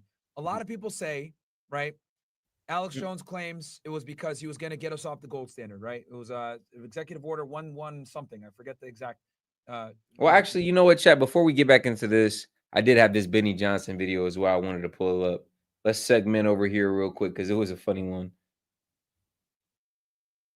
By something, they're also patting themselves on the back. Like the video as well, man. I see some of y'all still joining in. We're really still just getting started. Got a lot to cover. Happy Saturday night. Set and Key Media back in the building, man. Double tap that screen for your boys, or you hit the 3 buttons in the upper right-hand corner. We're going to keep it going. But yes, guys, the super chats do drive the stream. 41 more to open up that call in and push conspiracy hour, man. We already have a good conversation going around this JFK topic. Would love to open it up even more. Get some supporters up on the call line for some conversation. It's always a good time. We do appreciate the support. Let's keep it going. Like the video. People like to be offended because there's like a really weird sense of empowerment with being offended. I think it's an attention-seeking device. He's pressuring the person to make a fake apology over whatever it is he said that got your panties in a bunch. I don't know why we look at this as progress. I don't want anybody else seeing this. I ain't gonna lie. Hold on. Is that George Lopez? Why he look like Mexican Jesus? Yo, what happened to this man? Like, yo, rich people be killing me. Rich people be killing me. Got your panties in a bunch. I don't know why we look at this as progress. I don't want anybody else seeing this because I didn't quite enjoy it. What's up, guys? It's Benny. Want to feel old? Remember a 1990s TV sitcom DEI dad, George Lopez, who wasn't really funny, but we gave him a pass. He's like kind of lovable, like Hispanic Homer Simpson, right? Like they tried to make a thing happen here. It didn't really happen. Like multi-millionaire. What's up with this old man homeless dude look? Like I said, rich people be killing me. Looking like Mexican Jesus. Fox says, $2. My government loves me, but mostly my money. Who can take your money? The government can. Nah, for real though. Nah, for real. But anyway, a lot of time's passed. 40 super chats away from opening that call in, guys. Since this. And now, I'm going to shock you.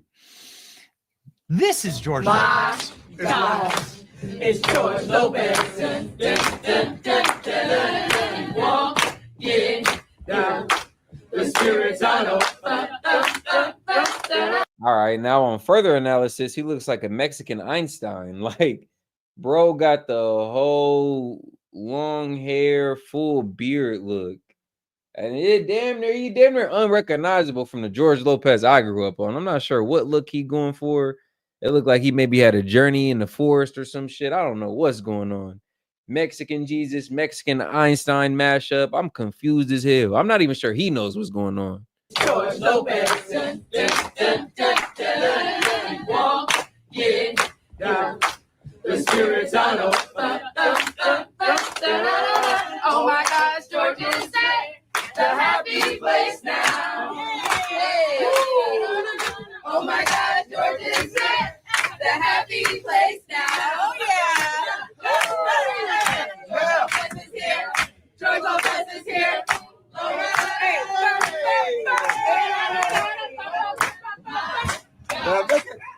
Yeah, I just know somewhere along the timeline, George Lopez has found psychedelics. Because I'm still confused, chat. Let's really analyze this shit. How do you go from this to this? This to this? Yeah, I just don't get it. Somewhere along the timeline for George, he has found psychedelics. And I'm not mad at him. I'm not judging him. But like I said, he over here looking like a mashup between Mexican Einstein and Mexican Jesus. I'm confused. Right. Let's do right here. Let's please. I'm so sorry that I had to do that to you. Let's go right there. Okay, that versus this. There you go. What you are seeing here. No, that is hilarious. His head is big. That was damn near a running joke on the show. His mom on the show would always make. He had a big ass head. And he does. He does have a big ass head. Is I can't talk though. You know, big ass forehead and everything. But George definitely has a big ass head. Is before and after Trump derangement syndrome. That's what's actually happening. So this sad, I mean, I don't really even know. It's like, I don't really know how to describe it. Like, is it like it's almost worse than homeless guy, right? It's like almost worse than drug addict. Something's so horribly wrong with him. You almost begin to feel bad. And George Lopez obviously is. I don't know. I don't feel bad for multi-millionaires. If your net worth is over like 10 M's, I don't feel bad. I mean, if your net worth is over 1 M, I don't really feel too bad for you. So whatever George is going through, whatever journey he's been on, like I said, maybe he found himself in the forest after a long experience with psychedelics. I'm not sure what's happened, but I don't really feel too bad for him. Now, am I disappointed in his political affiliation, or not even his affiliation? He's free to support whatever, but am I disappointed in some of his comments? Perhaps, but they didn't really work. He wasn't even really able to sway Hispanic voters over to Kamala's side. Hispanic voters actually overwhelmingly sided with Trump, more than you would think, more than the common narrative would have you believe. But George now, I don't know. He's not the George I grew up on. Clearly, looks like two different people. A broken man. He's somebody who's sold his soul. Very literally and figuratively as well. He's done a bunch of Democrat Party events. Okay, always constantly showing up to do speeches for Kamala or Barack Obama. Donald Trump said he was going to build a wall. And George Lopez said, you better build it in one day, because if you leave that material out there overnight. Oh, no, got it. Oh, a racist joke about Latinos stealing construction equipment. God, I thought the comedian talking about Puerto Rico is a pile of garbage. I thought that was offensive, right? This is George Lopez talking about how you can't leave construction materials out overnight because Latinos will steal it. And so your rules, not mine. George Lopez leaves. We all know it was a good night when, you were up at 3 a.m. for whatever reason. You might have rolled over in your sleep. You might have came home from the club, lit as hell, having a good night. And George Lopez was on syndication from like 1 a.m. to 6 a.m. It was a good night. You knew it was going to be a good night's rest when this man's show was on. So there is a nostalgic feeling when we talk about George Lopez. I was a fan growing up, you know what I'm saying? But again, some of his comments, his political comments have, not offended me, but I just don't necessarily side with. And then now I'm not sure what he's got going on with his look and whatnot. But again, this is not the Joe we all knew and loved growing up on. He's just a different guy, I guess. Fans, because he made jokes, he made comments about. One of the funniest jokes on there. Some of the funniest jokes on there was him, the self-deprecating shit, him making jokes about Hispanics. So I don't really get the angle from George trying to make Trump seem like he's racist, but it kind of backfired again because Hispanics still ended up voting for Trump. Shocked over disheveled appearance on talk show. He's 63 years old. This is 63 years old. Again, this is end stage Trump derangement syndrome is what this is. 63. Kills the mind, body, and soul. Wokeness, ladies and gentlemen. Somebody said, I bet you can't be Mexican and look like Karl Marx. And George Lopez says, hold my beer. He looks like Karl Marx. I missed the Karl Marx comparison. He sure does. Textbook. And not respected by anybody over 25. Wait, what year is it? How old are we? How old is he? Oh, man. Is he okay? I said Einstein. Oh, man. Not good. Not good. These theater freaks ran your government for the past 4 years. That's exactly right. These people, and they still have takes. even after losing and humiliating himself, right? He has no relevance. So here's what happens when you have no relevance, no cultural relevance. You sell yourself to the Democrat Party like a prostitute, and you take a giant bag of cash. Beyonce did, Lizzo did, right? Usher did.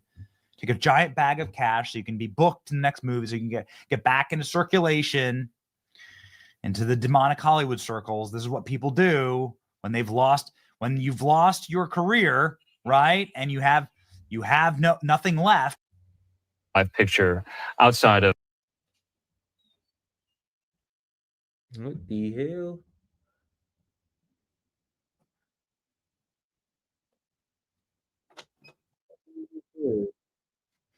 All right, chat. My bad. I'm not sure what just happened there, but yeah, that's a perfect time to segue into our next video anyway. Let's get it started. We got gut feel right here. Good little funny segment. Like the video if you haven't already, guys. Let's keep it going. Thank you. Thank you. Thank you. Thank you. Happy VD and Valentine's Day. It's Friday, so you know what that means. Let's welcome tonight's guest. He's been in more bars than Kamala Harris. Entrepreneur and host of Bar Rescue, John Tapper. This chef serves up a generous helping of hotness. Chef and restaurant owner Andrew Gruel. Her baby is going to go through puberty before it's even born. New York Times best-selling author and Fox News contributor, Cat Tube. And grandmas want him for Valentine's Day. New York Times best-selling author, comedian, and former NWA world champion, Tyrus. You got to stand up at some point. Because they block it. All right, before we get to some news stories, let's do this. Greg's Leftovers. I'm going to do it next one or somewhere. It's Leftovers, where I read the jokes we didn't use this week, and as always, it's my first time reading them. So if they suck, we'll send Joe Mackey to Rashida Tlaib's kissing booth. So today is Valentine's Day, which means in New York City that after every stabbing, you receive a Russell Stover sampler. According to a new poll, Joe Biden is the least popular living president. His supporters dispute that, saying he's dead. Meanwhile, a former Democrat donor claims Joe Biden was put on drugs before campaign events. Well, that explains the erection. Off the coast of Chile, a kayaker was caught on. Yeah, so there's reports of people within the Biden campaign that were saying like they were shooting this man up with drug cocktails so he could go talk and speak on these public forums. His State of Union address, bro, that was wild. You could tell, bro, was on something. Lit off the substance, man. He had all the energy in the world that day. That's crazy. After that, they can never get it out of him again, man. Being swallowed by a humpback whale, prompting Joey Behar to say, "I was nowhere near Chile." Chile. There's a rumor that Kanye West and Bianca Censori are headed for divorce. Kanye better not blame this on the Jews, or it's going to be hard to find a good lawyer. Hey, no, I don't get it. No, that was it. It was funny. It was. The LAPD brass are providing instructions. So far. That's crazy. Even his own audience was like, "Come on now, bro. Why is everybody so sensitive when it comes to?" Oh, bro. Even bro had to sit there and say, "Come on, y'all. That was funny. Come on now. Like, come on, Jewish lawyers being really good. Come on, like, come on. If he keeps going, he's not gonna have a lawyer. Come on." For illegal immigrants on how to evade ICE. Advice includes blending in by not watching soccer. That's where you can find illegals. Just follow the shouting. The University of Michigan is apparently coaching illegals on how to evade ICE is insane. For real? Bro, peep that again, bro. Are providing instructions for illegal immigrants on how to evade ICE. Advice includes blending in by not watching soccer. Yo. I mean, that would help. That's where you can find a You can say blacks, you can say whites, you can say Hispanics. You can't say Jews. I mean, saying Jews is inherently anti-Semitic. Even speaking on them, like, bro, it's like I don't know. It's just like I don't get it. I don't get it. Yeah, and I don't want to test it. I'll be Legals, just I want to test it. Follow the shouting. The University of Michigan is apparently changing the names of its DEI offices to evade Trump's executive order. That reminds me of when Osama bin Laden asked his friends to start calling him Jeff.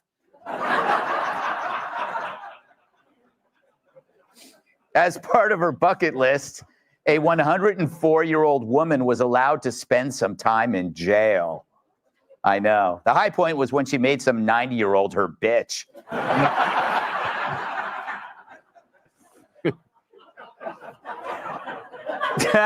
It's funny. According to Anna Polina Luna, who leads the task force on the declassification of the JFK assassination records, there were 2 shooters involved in JFK's killing. Typical, I know. Man kept that secret for 62 years. A woman kept it for 6.2 minutes. Chicks. Am I right, huh? Don't tell them secrets. Donald Trump met with the Prime Minister of India and pressed him to lower their tariffs toward the U.S. Trump even offered to throw in Anna Navarro. Which he will. Let's keep it a buck. You already know what it is. Reciprocal tariffs in the building. 70% tariffs on U.S. products is crazy, India. Expect a 70% tariff on y'all product then. Right back. Fair is fair. You hit us, we hit you. Since in India, cows are sacred. India. That was a good one. Donald Trump met with the Prime Minister of India and pressed him to lower their tariffs toward the U.S. Trump even offered to throw in Anna Navarro, since in India, cows are sacred.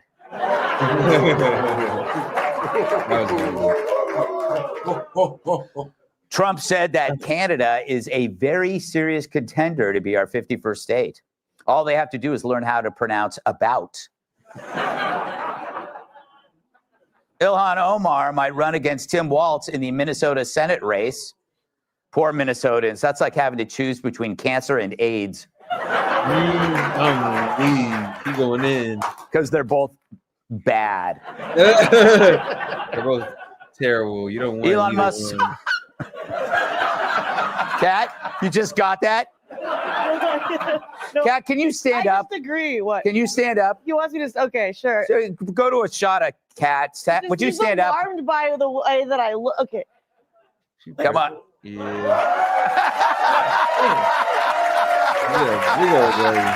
don't think people. Okay, take a wide shot. Thank you. Every shot with me is a wide shot. I don't think people understand how pregnant she really is. At home, you can't really tell from this angle. And then when I was doing live, people see me out and they're like, "Whoa!" All right, back to the jokes. So Elon Musk's 4-year-old was. Well, that baby got a whole 2-bedroom condo in that mug with a guest room. It's like, oh shit. In a backyard. Mocked by The View over his name. Got enough room to invite the fellas over. Prompting Musk's child to exclaim, "Daddy, I didn't know hippos could talk." NASA says an asteroid's odds to hit the Earth by the year 2032 are up by 2.3%. Meanwhile, the odds of Jerry Nadler hitting the toilet bowl are 0.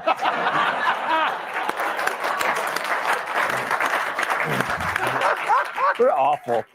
Elon Musk revealed that paperwork for retiring federal employees is processed entirely by hand in an underground mine. Here's a look at some of the workers. Someone in Pennsylvania stole 100,000 eggs from the back of a truck.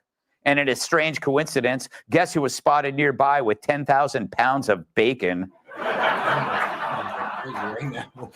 A Florida woman gave birth on a New York City subway train. Not surprising, the baby's first words were, "What the f*** are you looking at?"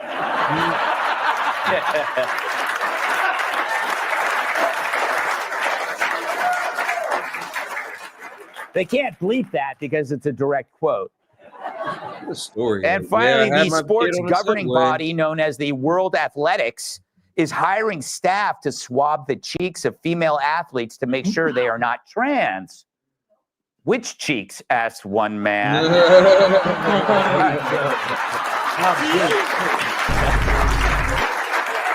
the monologue. What do you mean by that? So as DOGE slices through our government waste, fraud, and abuse, it would be nice to hear from the waste, fraud, and abuse itself. If only it had a voice. Oh, wait, it does. You can't spell felon without Elon. Trump and Musk like to say, we're reading out fraud, waste, and abuse. We're looking at efficiency. That's a dog whistle. Elon Musk ripped up the Constitution and our system of checks and balances. The Trump administration and unelected billionaire Elon Musk have led a reckless and illegal attack on USAID. 9 million veterans are watching you give them the middle finger, and we're not going to stand for it. So watching the Dems react to DOGE is like watching a mobster plead with a cop to ignore the kicking noises coming from inside the trunk of his car.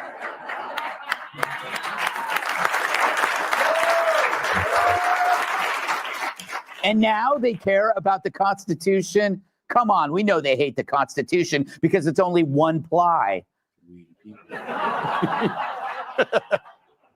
Little toilet paper joke there. And we also know why they're really outraged. They're scared, but also offended that for once they're being held to the same rules the rest of us are.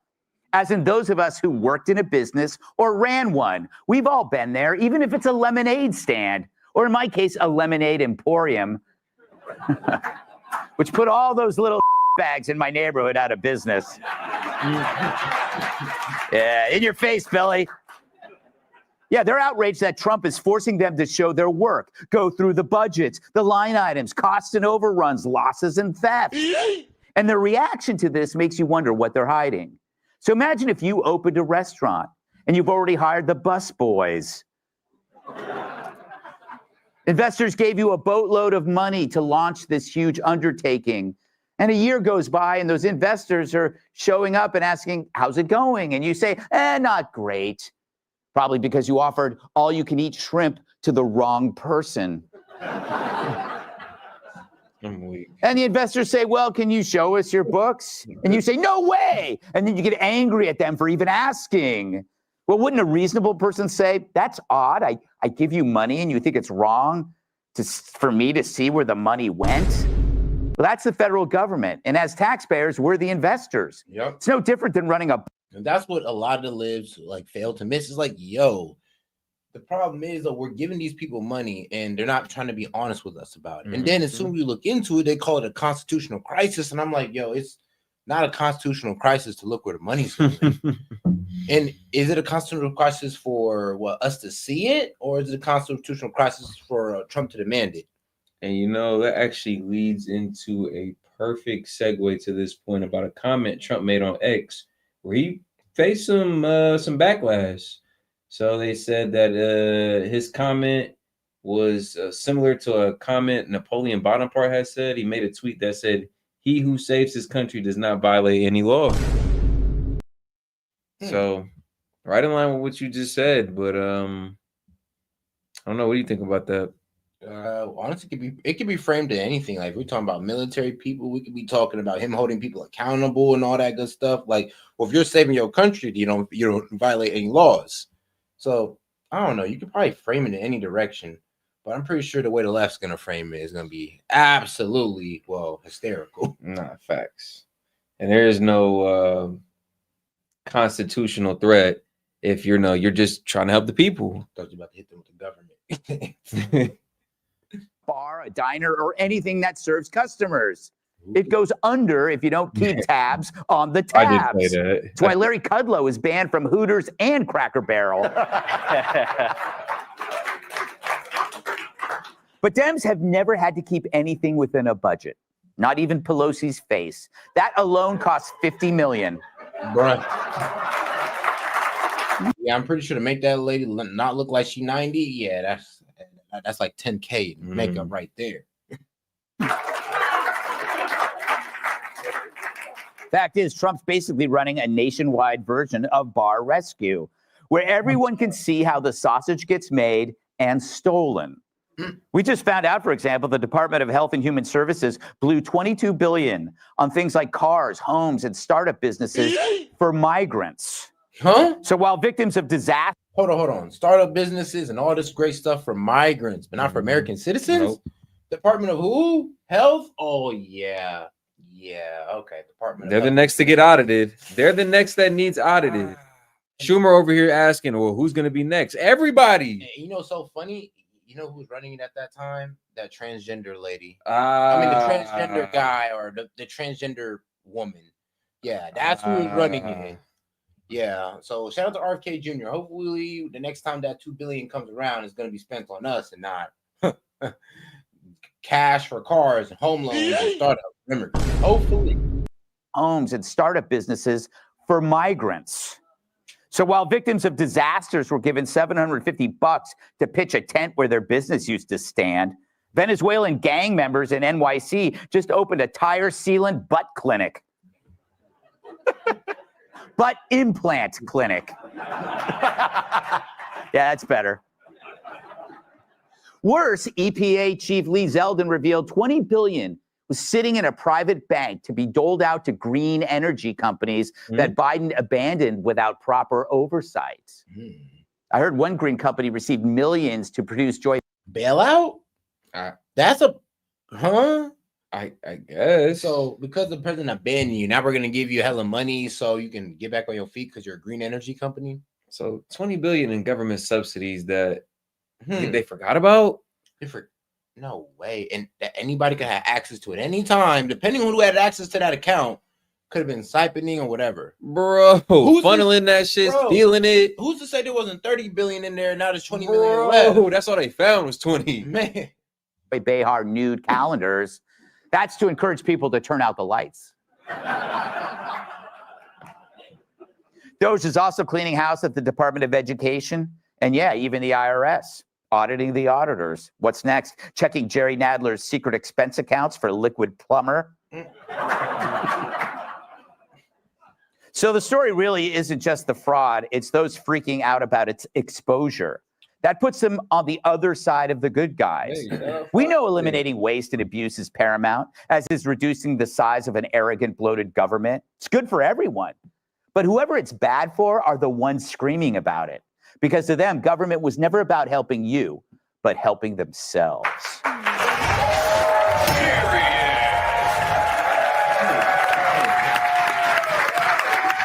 John, congrats on a new season of Bar Rescue.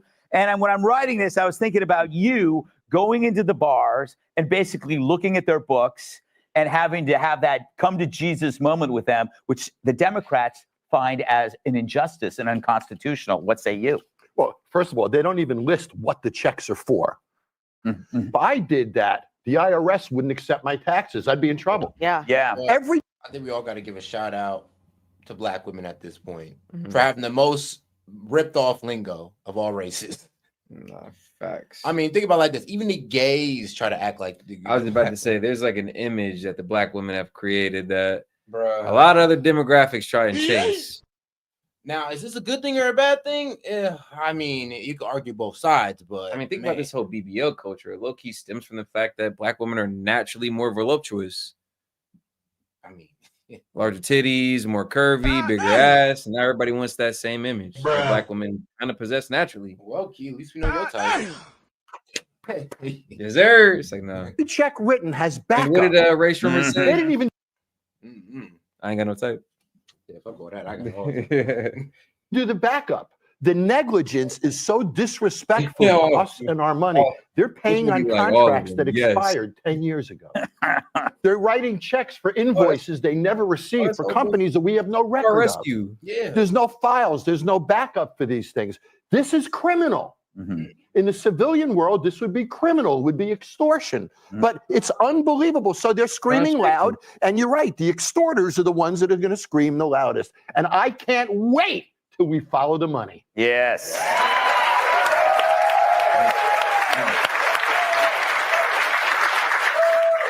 Andrew, you've run your own businesses. Is Musk doing everything right? Could he do anything better? What's your grade so far? Yeah, I think he's doing a great job. And also, I always love the episodes, John, where you go in and you find the owners are drunk. So I can't wait until we find out. Like, we go in and Musk John finds Taft. everybody drunk, and then you throw them out, right? You need to be there for that. But what's even funnier is the way in which the Democrats are actually arguing about this, right? Catching the falling knife, I call it. This reminds me of a story. Two hunters are in the woods, right? There's a big, big, deep hole, and the two hunters are like, oh, let's throw something down the hole and see what's down there. We'll see how deep it is. So there's a huge rock there. They throw the rock down the hole, and it just keeps going and going and going. And then suddenly, this guy comes running in, and he's like, have you guys seen my donkey? And the hunters are like, you know, it's funny you mentioned it. This donkey just went headfirst into the hole, 200 miles per hour. And the guy says, well, how's that possible? I had him tied to a huge rock.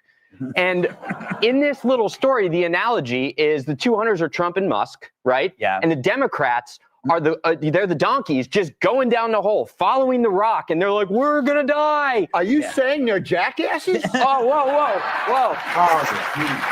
I don't know. And I ain't gonna lie. You said you said it, not me. Yeah, during this whole election, they've been acting like it. I mean, don't even know who after the old man is. Fallout has been even worse. They're God, making an and ass out of themselves. They just double down on being an ass. But what is their symbol? An ass. Yeah. Like, Just made me think Musk should copy Bar Rescue and just force the congressmen to clean refrigerators in the cafeteria. Just get on their hands and knees and scrape it. Cat, grease traps. Yeah, grease. They're all grease traps, Cat. Cat, you're in an episode of Bar Rescue this year. Yeah, I am. And by the way, Kat, when we filmed Bar Rescue, it was about 9 months ago. Yeah, it's crazy. Yes, I'd actually. The look on my face really says it all too. Yeah, I had actually just found. My girl's pregnant, and he was like, "Yeah, by the way, when we filmed Bar Rescue, that was about 9 months ago." Yo. Found out I was pregnant, and I never thought I was going to be pregnant for the rest of my life. I mean, here we are. Yeah. So they keep calling Musk an unelected billionaire. I didn't know we elected billionaires. Also, we didn't elect whoever was running the country the previous 4 years. You cannot do that when you're And shout out to Fox. He says the government can. Who could take your money? It's hilarious. Figurehead was literally a figurehead, and barely even that. I mean, he had difficulty remaining upright. Yes. Most like mascots that are like a stuffed animal can do that. You know what I'm saying? Yeah. So you completely, people who are elected then hire people and have a team that does stuff. I don't understand the argument. I don't know who came up with the argument. It's ridiculous. And also, all the money, it's our money. We're the investors in the business. This is our money. And I understand it can be difficult to find out that people that you've trusted are stealing from you, because that has happened to me before. And I didn't want to see it. Yeah. I didn't want to see it. But as soon as they're like, I don't look, it's like, you know, you got to know. Tyrus, thoughts on how it's going so far? I think they need to continue reminding us that Elon is an unelected official. I think they need to keep beating that horse nonstop and saying it every chance they get. So when we find the money, we get to say, so you, as an elected official who took an oath to uphold the Constitution and serve the American people, stole and laundered money, just to be clear. I think that should add a few more years on the sentence because they made an oath not to do that. Right. So the reason why they keep saying he has no end game because he's not benefiting from it. He's already, he wants money. I don't know if y'all remember this about the DOGE initiative. They have an end date. I think they end sometime either this or next year. So he has a set amount of time to get in, find out what's going on, look at the books, look at the spending, make the correction. It's like an operation, get in, get out. So he's not playing. But they have a set amount of time to do this shit. So for them to be held up by judges or bureaucratic officials who don't want their job to be don't want to be fired or don't want to for it to be shown that they've been funneling or stealing money. He doesn't have time for that. He doesn't have time for that. If Elon called his team of accountants and said, bring me all my money to my house, I want to count it, we would not hear from him for 25 years. Yeah.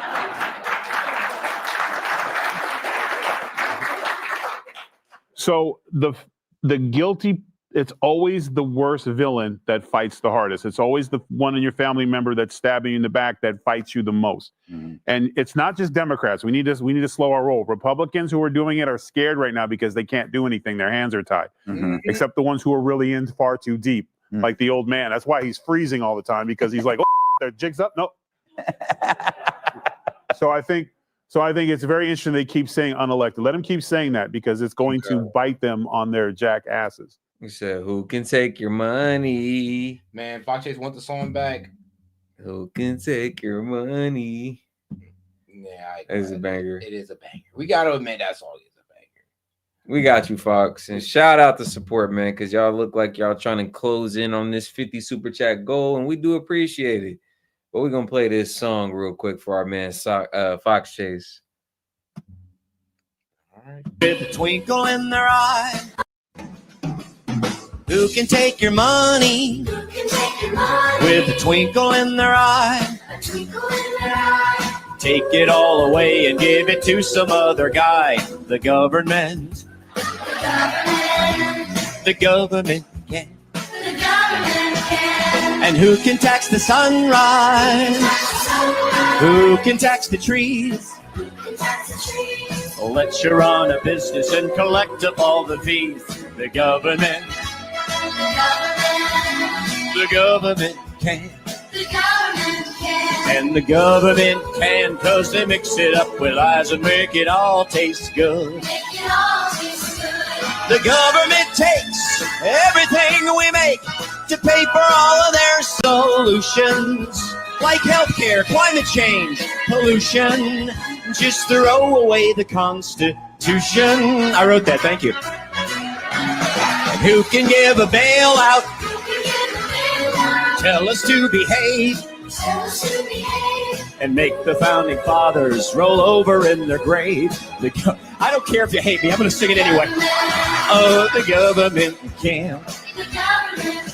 And the government can go and mix it up with lies and make it all yummy, yummy, yummy, yummy. The government takes everything. They're all power hungry and malicious. Their economics are fictitious. Soon we'll have to eat our dishes. Yeah. Delicious. And who can be a failure? In so many ways. And instead of getting fired, hey, we'll give ourselves a raise. California, you know what I'm talking about. Government can. And the government can close the mix it up and like make it all take gold. All right. Let's get to our man Bannon now. All right, man. We appreciate it. Let's keep it going. They will send you to prison, or in Trump's case, and I've warned about this, assassination. So I said, if you're not prepared to go to prison, if you're not prepared to sacrifice your life, you're in the wrong line of work. This is all out political warfare between two sides of the United States that can't stand each other. Each side thinks we're barbarians. We think they've destroyed the country. We think they're dangerous. They think that we're beyond dangerous. In Donald Trump's first 2 weeks in office, he began a program of mass deportations, fired top FBI officials, ended DEI across the government, cut billions of dollars in wasteful spending, laid off tens of thousands of government workers, and ended. Steve Bannon, top political analyst, worked for Breitbart back in the day, imprisoned, political prisoner, some might say, getting out, and he's sharing his story, man, and he's giving his takes on current events. So this is a good one. Definitely informed, definitely knows this shit. So go ahead and like the video, guys. Let's keep this one going. Double tap that screen for me, man. Let's get those likes up, man. Let's get us to 60 likes and hit those 3 dots up there in the corner. And I believe we are about 26. Wait, no, my bad. 16. Now 15 super chats away from hitting our goal. Shout out to our man Fox Chase. He said it's a great time to be alive to witness this all. Ain't that the truth, man? Shout out to y'all. Appreciate the support, guys. Let's keep it going. Temporary protected status for hundreds of thousands of illegal aliens. My name is Stephen Edgington, and joining me to discuss the first few weeks of the second Trump administration is Stephen K. Bannon. Are we witnessing a campaign of revenge? A campaign of revenge by the president? I think anything but.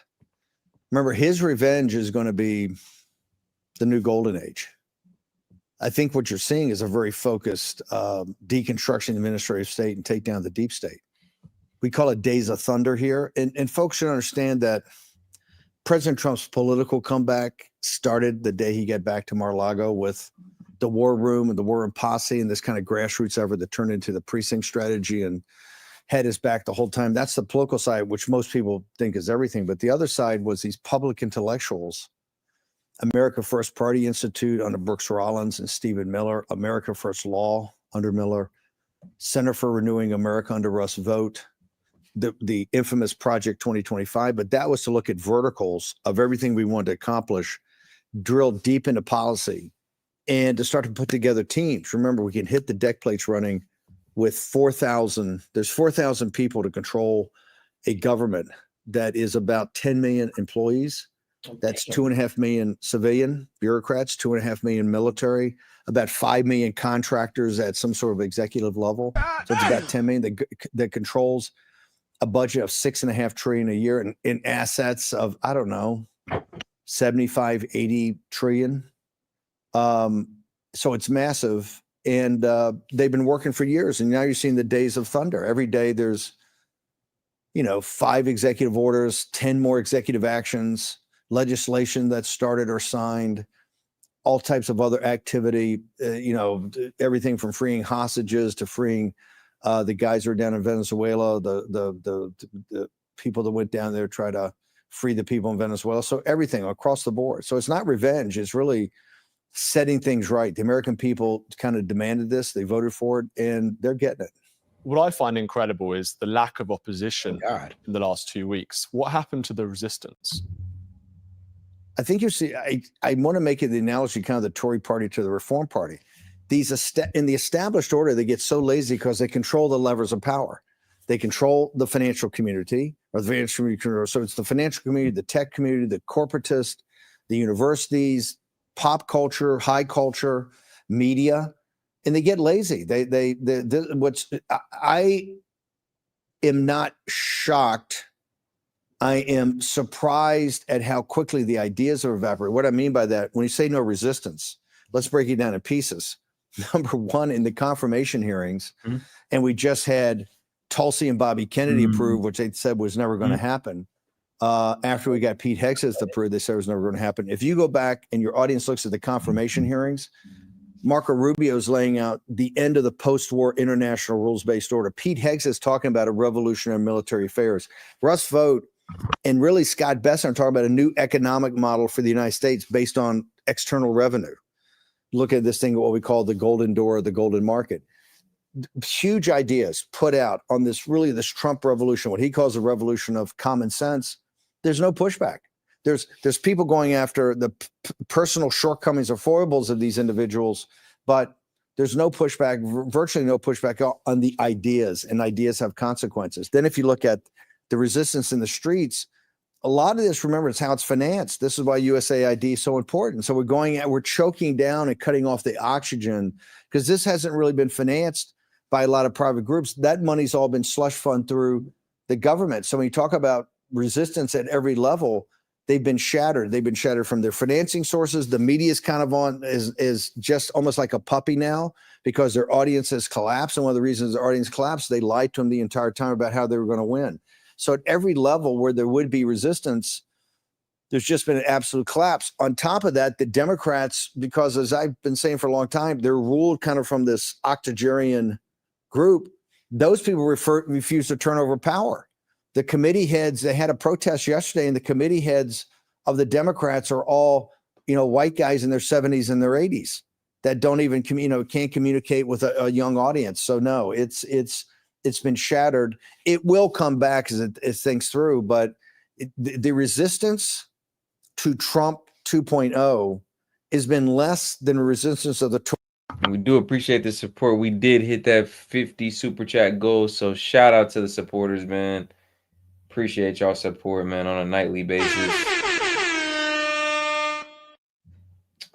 Shout out Fox Chase as well. He says, Set and Key, we appreciate your shows every night to give us a place to go and get our fix. Oh, man. We appreciate y'all, man. We appreciate y'all for sticking with us. All right, then. All right, now we can keep continuing this video. We can get right into the conspiracy video that we got lined up. It is up to y'all on this one. Just let me know what y'all want to do. I'll go ahead and put a vote in the chat. Well, I think he's going to be working on that. Until then, though, let's see what our man Bannon got to say. Tories to Nigel Reform Party, and that's kind of hard to believe since it looks like there's been almost no resistance to that. So you are where you are, and I think my theory of the case of flood the zone and give them all pedal, no brake. It's just attack, keep driving it, flood the zone, overwhelm them. It gets to be a psychological thing. They don't even know what to choose and picking. You see it by the coverage. They're overwhelmed. They don't know where to turn. They don't have the normal levers of power they could grab. And so they're kind of adrift. Who do you think should be on the top target list of the Trump DOJ? Well, first, I think we have to go back. I'm a huge advocate that radical transparency and declassification is our best friend. I think just in the Trump era, we have to go back to the beginning. And I'm a very strong advocate that DOJ can handle this because they got so much going on to really make sure that we never go through another period of weaponization. I think a special prosecutor overall has to do it. And the special prosecutor then goes back to even before Trump was president. You go back to Crossfire Hurricane. You go back to Cambridge. You go back to MI6 involvement. You go back to the Five Eyes involvement in all this. You're going to have to go in some places that people don't want to go, but it has to happen. We have to find out about the intelligence community overall. You have to go back to the Russia hoax, all of that. You have to go back to then the stolen election. You have to go back to J6 to get to the bottom of that. And then the vast criminal conspiracy against President Trump to indict him 92 times on charges that just on the Jack Smith stuff alone would be 300 years in a federal prison because they wanted him to die in federal prison. The reason they were so over the top, your audience should miss a point. They never thought we would be back. They thought we were finished. We can put Bannon in prison, Navarro in prison, we can prison Trump. They're finished. It was the exact opposite. And that's one of the reasons that they're so shocked and so not organized in the resistance. Yeah, because to be honest, it was like an assault on anybody who was loyal to Trump. They were trying to lock up. Any political pundit that was overly speaking out, they was trying to cancel. It did seem like it was an assault on anybody who's on Trump's side. But anybody who's willing to turn on Trump was completely glorified. Like, oh yeah, you saved America from Donald Trump from turning on him and showing how disloyal you are. Yay, you. It's like, what are we really promoting? They just got lazy, right? And didn't work the big muscles, didn't do the reps you need, like in sports, to be on top of things. In addition to all that happening, I think further investigations have to go on the pandemic. Further investigations have to go of how we had this, of the invasion of our country, very organized, who paid for it, who did it. So to me, there's a massive series of investigations we have to have so the American people can fully understand how the apparatus came about, how it was weaponized, and then how is it used against the American people, and everything like the pandemic to things like the invasion of our country. So I think these are massive investigations. If I felt confident that Congress could do it in an organized way with public hearings, I would be the first to advocate that, and maybe it's dual track. But I believe you have to have a grand jury, you have to have high levels of evidence, and all this has to be made public. But I think this goes on for years. And to me, it's one of the most important things we could do. It has to happen or we're not going to have a country. Just us winning and changing fundamentally things, the Administrative State you have to go. The cancer is in the body. It's metastasizing. Now we're here stopping it on the Administrative State, on the deep state, but you got to go back to the source of the disease and really not just cut it out, but actually understand and study it of how it happened and who's responsible. And I think there's going to be a lot of people that go to prison. I mean, I think a lot of people are going to go to prison for many, many years. Just before Biden left office, he issued a series of pardons to his allies, preemptive pardons and so on. Do you think that those should still apply? Is there any way of getting around those pardons?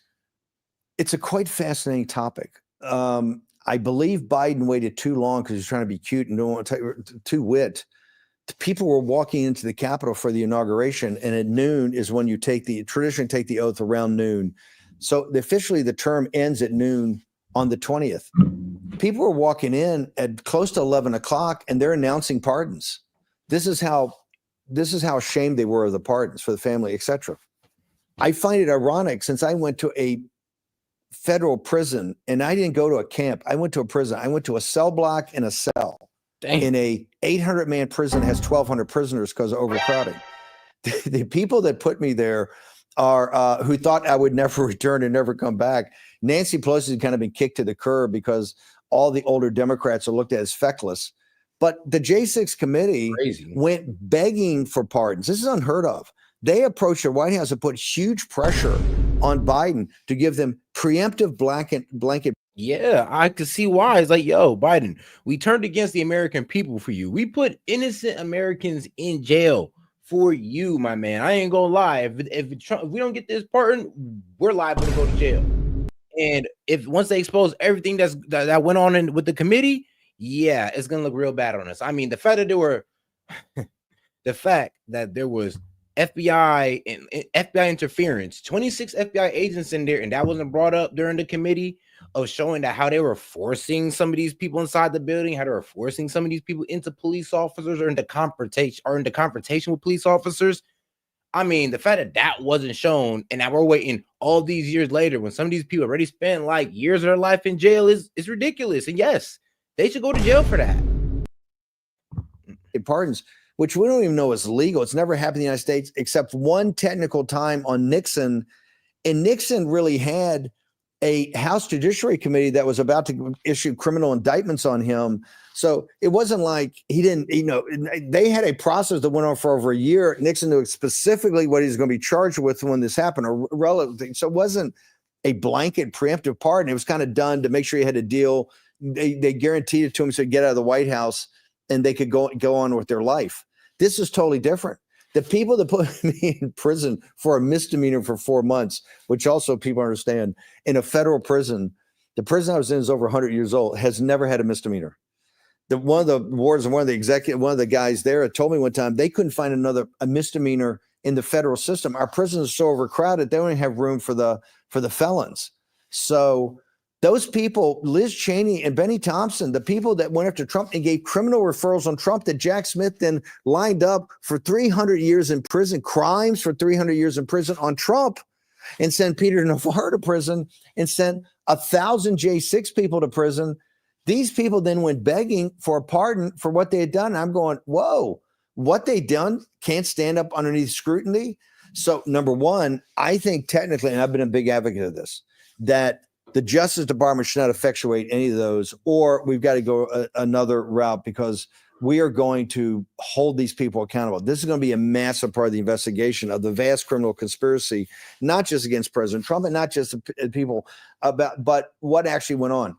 I have no time and no burning place in my heart for revenge. What I have is that this can never happen again. Fortunately, I happen to be a tough enough Mick that I could get through at 70 years old, 4 months in prison, which is not easy. These prisons are quite dangerous because of the drugs, okay, and the violence that comes from the drugs. It's really for the J6 people and others and people that don't have my financial resources or kind of, cussedness, that they have to be protected. We can never allow this to happen again. I know so many people are saying if they went to prison, they'd be shattered for what they had to have. The J6 people were so arrogant, so cocky in Justice Department because they never thought Trump's people were coming back, and now they're petrified. And I hear that Jack Smith's team is quite upset that they didn't get pardons. Oh, shit. I will just tell them, lawyer up. You might want to check countries. Yeah, it kind of seems like y'all might need to lawyer up or get up out this country because, hey, Biden already pardoned his favorites and it wasn't you. That don't have treaties with the United States, right? You might want to look at, living the rest of your life there because investigations are going to happen. We cannot, and President Trump has no time for this. He's doing his thing, but there are people around him, and you can already see with the people going to the Justice Department. Emil Bovee has just been a superstar over the last 3. He's the number 3 guy. The people around President Trump that Boris Epstein put in there are extraordinary. So folks in England should understand, we're going to have things like this going to happen every day, but there's going to be a massive investigation side that's not driven by Trump, but driven by other people, so we can make sure that this never happens again in our republic. Are you satisfied that you're not going to go to prison again? Because I know there was a case in New York against you. Obviously, you're not protected. No, I don't think federally. I will go to. It's a totally trumped up charge. When they built the wall, it went from saying, "Oh, he stole $22 million and they did it from all people in Manhattan." They just in a court filing or in court a month ago, they said it's about $50,000 that I gave to the veteran that had no legs on money that they were paying me to do all the organizational effort I did around the wall. So now I'm very confident that I won't go to jail again. But you know what? It's an Alvin Bragg. We now know that. Hold on. You know, it's so funny. Somebody said that about, him confiscating money from the wall. He's kind of clearing himself up about that. Let's listen a little bit more closely. Prison again, because I know there was a case in New York against you. Obviously, you're not protected. No, I don't think I will go to. It's a totally trumped up charge. When they built the wall, it went from saying, "Oh, he stole $22 million and they did it from all people in Manhattan."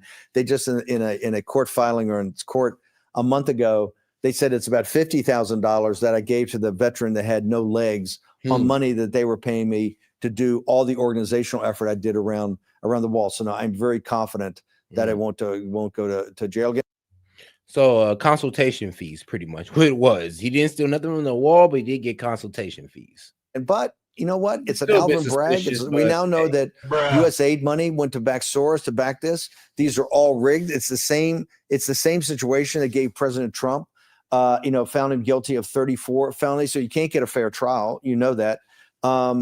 And they would put President Trump in. If he had not won on November 5th, your audience should understand President Trump would have been in, they would have tried to put him in prison for a decade just in New York City. So this is dangerous. It's so rigged. And we're seeing people now start to reject it. But no, I feel highly confident that won't happen. But I tell people, be right back. Don't think this is, unless we take this out root and branch now, this could always come up in the future. And I tell people when they first come in, they want to be in leadership roles. I said, listen, you got to do a deep you got to do a deep check here, because we're going up against the established order that controls the most powerful nation in the history of the earth.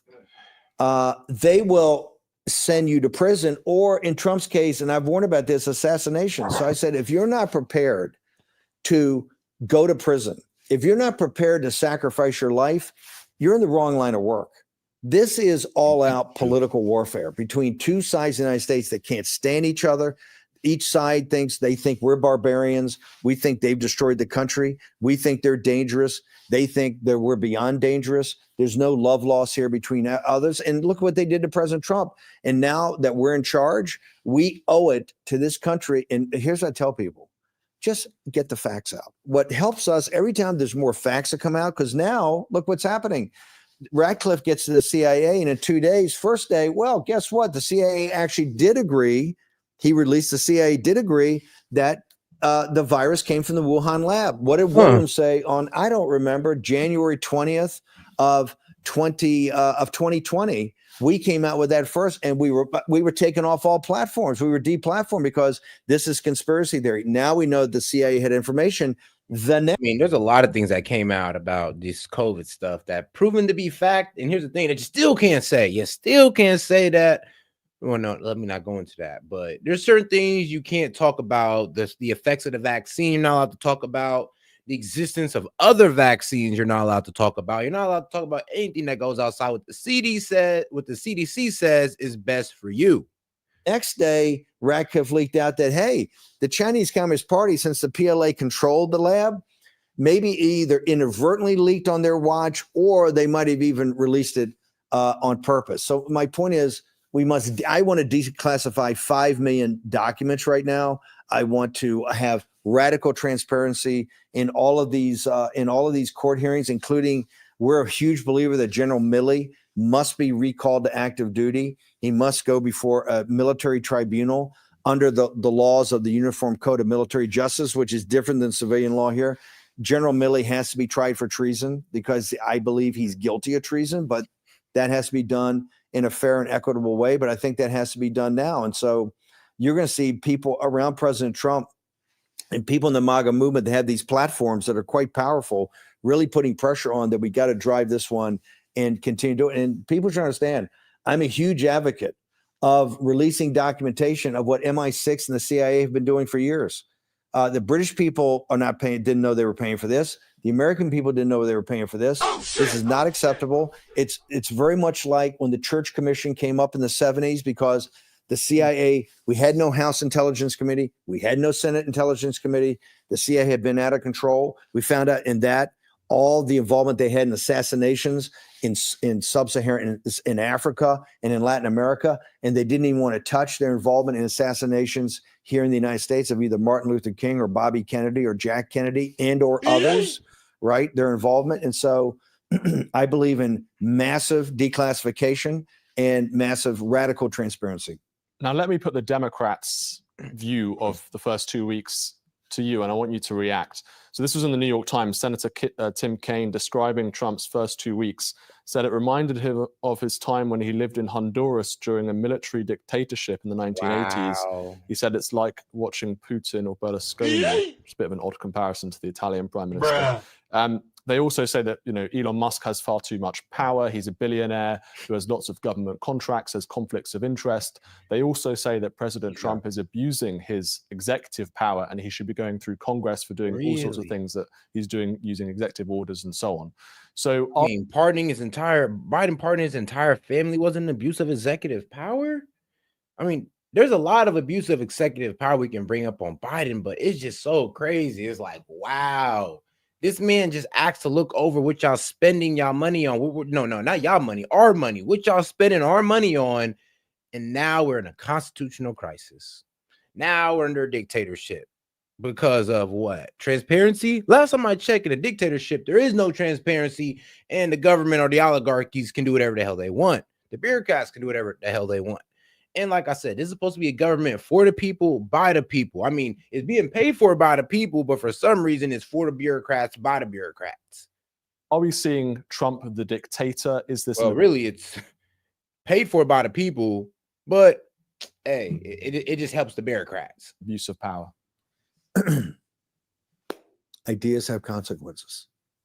The ideas of our revolutionary generation and our framers had big consequences for your audience. Remember, we were one of the founding elements with India of what was going to be a superpower empire, and our revolutionary generation specifically opted out because they saw what a landed aristocracy or what an oligarchy could contaminate commons, right? What they felt commons was crooked, and also give monopolistic power to, like, the British East India Company. And our revolutionary generation, who, remember, would have financially benefited because they were lawyers and real estate speculators and merchants. Some might call them freebooters.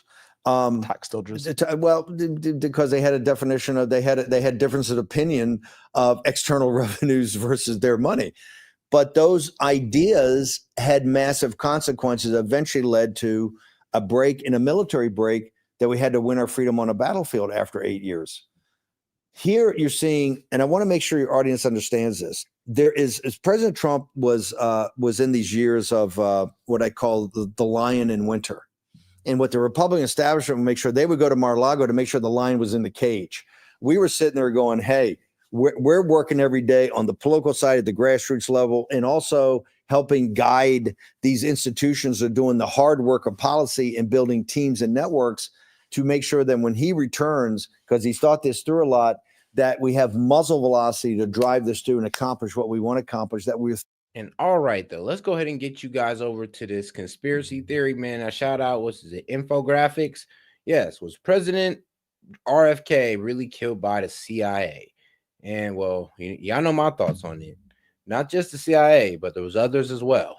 All right, guys, let's get right into it, man. It's going to be a good one. We appreciate the support, guys, man. Due to y'all support, we're going to go ahead and give you that conspiracy hour. Let's go.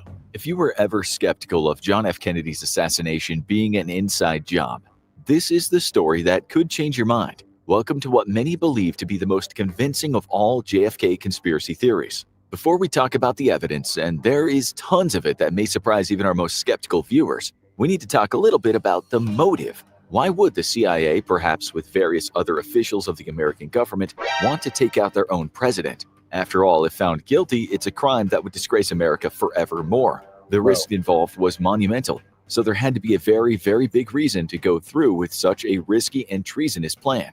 So we'll start our story in Cuba, Veradero Beach to be exact, about 2 hours from the capital of Havana. The French journalist Jean Daniel is having lunch in the living room of the summer residence of the Cuban leader Fidel Castro, a man the CIA went to almost ridiculous lengths to try to assassinate. At about 1:30 p.m. Cuban time, the phone rings. The news from the other end is that someone had tried to assassinate John F. Kennedy. Castro and Daniel had already talked quite a lot about Kennedy before they received that news. The Cuban leader had pointed out he was reassured by how JFK and the Soviet leader Nikita Khrushchev had been getting along so well, and that they were possibly working to effectively end the Cold War. At one point, Castro told Daniel, "I know that for Khrushchev, Kennedy is a man you can talk with. I've gotten this impression from all my conversations with Khrushchev." Castro told him that he was looking forward to working with Kennedy once the president secured a second term.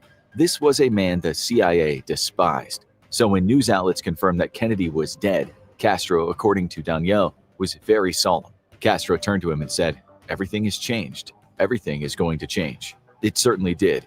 There were to be no more peace talks with the Soviet Union, that's for sure. The Cold War would rage on for many more years.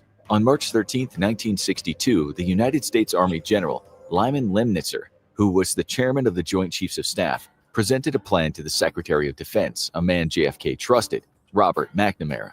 Like many of the people working in the highest echelons of the American military and intelligence, Lemnitzer wanted to invade Cuba. Nonetheless, to do that, the U.S. would need a good reason, so Lemnitzer introduced Operation Northwoods to McNamara. This plan pretty much sums up the kind of people that surrounded Kennedy. Operation Northwoods was what was called a false flag operation, a fabricated event in which a fake hostile action requires an offensive response. Lemnitzer wanted to attack the U.S. military bases and blame it on the Cubans. Among the bullets and bombs, U.S. intelligence propagandists would spread rumors on the radio about this vicious attack on innocent Americans. They would hire friendly Cubans to walk around close to the attacks in Cuban military uniforms. They'd then pretend to capture those men. There would be fires set, aircrafts burned, installations bombed, ships attacked, and later even funerals for mock victims.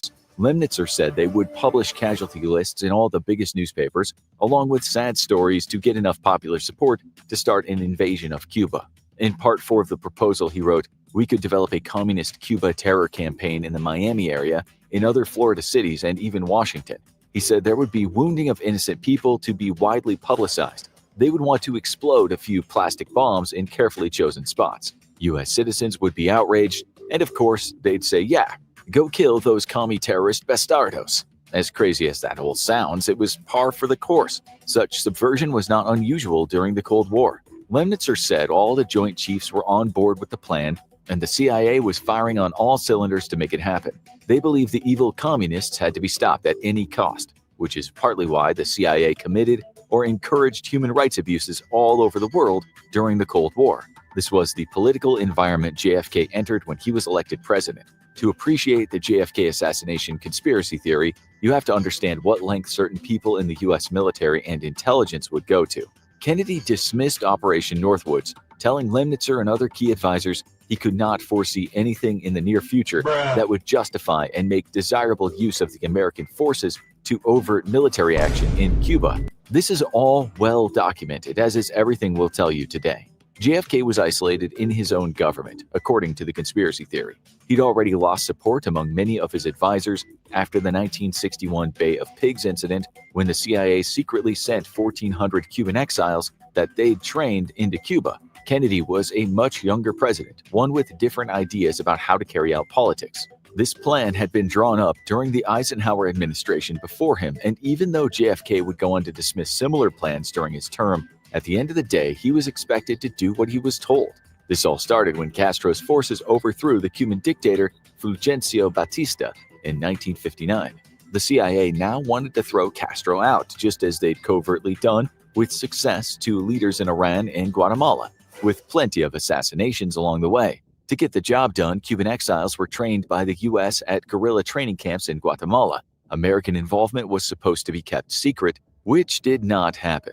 The whole thing was a total disaster. Castro's troops won and then captured many of the exiles. Kennedy later told friends that the Bay of Pigs was a trap. The older men around him had thought that he'd be drawn into sending troops in. He told his friends Dave Powers and Ken O'Donnell they were sure I'd give in to them. He added they couldn't believe a new president like me wouldn't panic. He said they had me figured out all wrong. JFK did not trust many of the older guys who advised him, and especially the CIA director Allen Dulles. Dulles admitted in memoirs found after his death that the plan was always to get Kennedy to send in troops rather than permit the enterprise to fail. Instead, JFK handed Cuba $53 million worth of baby foods and medicine in exchange for the prisoners Castro had taken. It was a total embarrassment, and while JFK gave the green light on assassination plans for Castro, he still had to keep pushing back the hawks around him that kept telling him to invade Cuba. Then there was Vietnam. The U.S. had been active in Vietnam for years. In 1954, Vice President Richard Nixon said if the French withdrew, the United States might have to take the risk now by putting our own boys in. The CIA later helped French forces through its Saigon military mission, SMM, directing paramilitary campaigns against the communists and assisting with propaganda. The U.S. even considered using tactical nukes on Vietnam to help the embattled French under Operation Vulture. Much later, in May 1961, JFK agreed to send 500 Special Forces troops and military advisors to help the pro-Western government of South Vietnam. A year later, close to 11,000 American military advisors were working in South Vietnam, and of course, Kennedy approved that. The Americans did not want the communists overrunning Southeast Asia. So, under JFK, U.S. presence did indeed increase. But Kennedy would soon start thinking differently about Vietnam. He was under a lot of pressure to send actual combat troops to Vietnam. As the Pentagon Papers later showed, he was willing to send in advisors and let the CIA do what it. Ain't that crazy? A man of peace. So this man tried to keep some peace, and it's like, well, now we're going to try to push you towards it. This man wanted to stay out of Vietnam, but everybody's trying to push him towards Vietnam.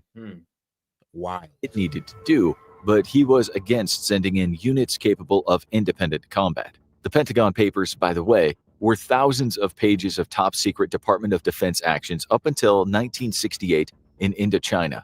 They were released in 1971 and showed the American public a very different side to military America, which would include secret campaigns in Vietnam, Laos, and Cambodia, and result in many, many thousands of dead civilians. The CIA was out of control, which likely wouldn't have happened had JFK not been taken out. That's what the conspiracy theorists think. Daniel Ellsberg, the military analyst and activist behind the Pentagon Papers, had always been unsure about where Kennedy had stood on Vietnam. It didn't seem to make sense to him, sending in more men yet remaining reluctant to send in the combat troops. So he asked JFK's brother, Robert Kennedy, RFK, when he got the chance to in 1967. RFK, soon to be assassinated in 1968, too told him that his brother had rejected the urgent advice of every one of his top military and civilian officials, which was to send in troops. Years later, Ellsberg recorded this conversation and said that this is what RFK had said when he was asked why his brother wouldn't send in the combat troops. RFK said, "Because we already were there in 1951. We saw what was happening to the French. We saw it. My brother was determined to never let that happen to us." JFK knew what would happen partly because of the Senate Majority Leader, Mike Mansfield, who he'd sent on a fact-finding mission to South Vietnam in 1962. Mansfield returned and told JFK that getting into a war in Vietnam would be a mistake. JFK later signed a National Security Action Memorandum 217, which forbade high-ranking military and civilian personnel from going to South Vietnam without State Department clearance. This rattled the Pentagon. JFK told Mansfield he was thinking about a full withdrawal from Vietnam, but he would wait. His actual words were, "But I can't do that until 1965 after I'm re-elected. If he tried before, he'd be criticized by the conservatives and might lose some of their vote." JFK told his friend and consultant, a man we mentioned earlier, Kenneth O'Donnell, "In 1965, I'll become one of the most unpopular presidents in history. I'll be damned every." Here's the problem, though. It's like, yo, for doing the right thing, bro, had to wait to do the right thing due to the fact that he lose the votes of people who want to do the wrong thing, who want to push us into war, who had certain interest in line with that war. It's sick. Everywhere as a communist appeaser, but I don't care. McNamara later surprised the military hierarchy in a meeting in Honolulu when he told them 1,000 military personnel were to be withdrawn from South Vietnam by the end of the calendar year 63. McNamara told them to draw up concrete plans. It seems the military had other ideas. After JFK's death, those combat troops were sent en masse. This happened when U.S. officials and subsequently the media said there'd be an unprovoked attack on American vessels in the Gulf of Tonkin. But the facts about this attack were at best manipulated and at worst totally contrived. They served as a pretext to go to war with Vietnam. The Tonkin Gulf Resolution, written by Congress, gave the president virtually unlimited power to do whatever he wanted in Southeast Asia, a power that was very much exercised by both Lyndon B. Johnson and later Richard Nixon. Almost 200 documents that the National Security Agency, or NSA, declassified in 2005 and 2006 show us that Congress was misled. We won't go into all the details today, but what was said and what happened were two very different things. And at the time, the misinformation was enough to make war with Vietnam look justifiable. But JFK's Vietnam withdrawal plan wasn't everything. In July 1993, a Canadian newspaper, through a Freedom of Information request, had 21 secret letters that were written between JFK and Khrushchev declassified. They talked about mountains and lakes and other beautiful things, and they also talked about atomic weapons and the destruction of the world. In one letter, Khrushchev compared their situation to the mythological Noah's Ark, saying they might see each other as clean and unclean, but in the bigger scheme of things, they were on the same ark together and wanted the same thing. They didn't want to blow the whole world up. JFK replied, saying he liked that analogy, adding, "Whatever our differences, our collaboration to keep the peace is as urgent, if not more urgent, than our collaboration to win the last World War." They might have been on friendly terms in those letters, but that didn't stop the Cuban Missile Crisis. After the Americans deployed missiles in Italy and Turkey, the Soviets deployed ballistic missiles in Cuba. This was fighting talk. In fact, what happened next is generally thought to be the closest the world ever came to nuclear war, despite both countries knowing that many, many millions of innocent people would die. In the middle of the crisis, JFK was under pressure to launch an attack, which he knew would mean a full-scale nuclear war. RFK, who was then the U.S. Attorney General, told the Russian ambassador Anatoly Dobrynin, "We are under severe stress. In fact, we are under pressure from our military to use force against Cuba." He then said, "Please pass this message to Khrushchev through unofficial channels." He said, even though the president is against any action against Cuba. And damn, they said they knew we could kill millions of people with this and still said, "We do not care." An irreversible chain of events could occur against his will. Against his will. This is important to understand. JFK knew when people such as General Curtis LeMay said hit them now and be done with it, they were deadly serious. In that particular instance, JFK replied sarcastically, "And what do you think the reprisal would be?" JFK later told his friend and special assistant, Dave Powers, "Can you imagine LeMay saying something like that? These brass hats have one advantage in their favor. If we listen to them and do what they want us to do, none of us will be alive to tell them they were wrong." JFK and Khrushchev came to an agreement. Khrushchev. That's the problem. It's like the problem with these guys is like, yo, they were so into making money off war that they didn't even care if they was around to celebrate. It was like, yo, you know, you're pushing us into something that, like, bro, you might not even be able to enjoy the money you're trying to reap from this. Yeah, we don't care. No, we don't care, bro. It's just about the bands. It's like, what? Whoa. It's like, bro, what type of demonic stuff are you guys on? They're like, bro, it's like there's no goal in mind or anything. It's like, bro, it's not even about making money. Then, like, what is it about? Control. Like narrative. Spreading supremacy. Yeah, spreading chaos. Like, bro, imperialism. like, do y'all not want to be here in the next like 5 to 10 years or what? Like, y'all might as well be honest with us. Just say, look, we're trying to cause the end of the world. We don't want to be here no more. Man, this is for us. F withdrew those will always be safe from nuclear warfare. Yeah. missiles from Cuba. The U.S. did the same in Europe, but that was done in secret. So Mr. Khrushchev lost the vote of confidence in Russia. He was seen as a weak man for trying to save the world from obliteration. JFK later told the historian Arthur Meyer Schlesinger Jr., "The military are mad. They wanted me to do this. They were also mad at him, not just mad in general. They got even madder when he made his commencement address at the American University in Washington on June 10, 1963. He started the speech by telling the students in attendance he wanted to focus on one topic, peace. His words have gone down in U.S. history. To understand why he was taken out, you need to hear some of his speech. Like Eisenhower before him, JFK understood the danger of what had become what Eisenhower called the military-industrial complex. What kind of peace do we seek? JFK asked. Not a Pax Americana enforced on the world by American weapons of war.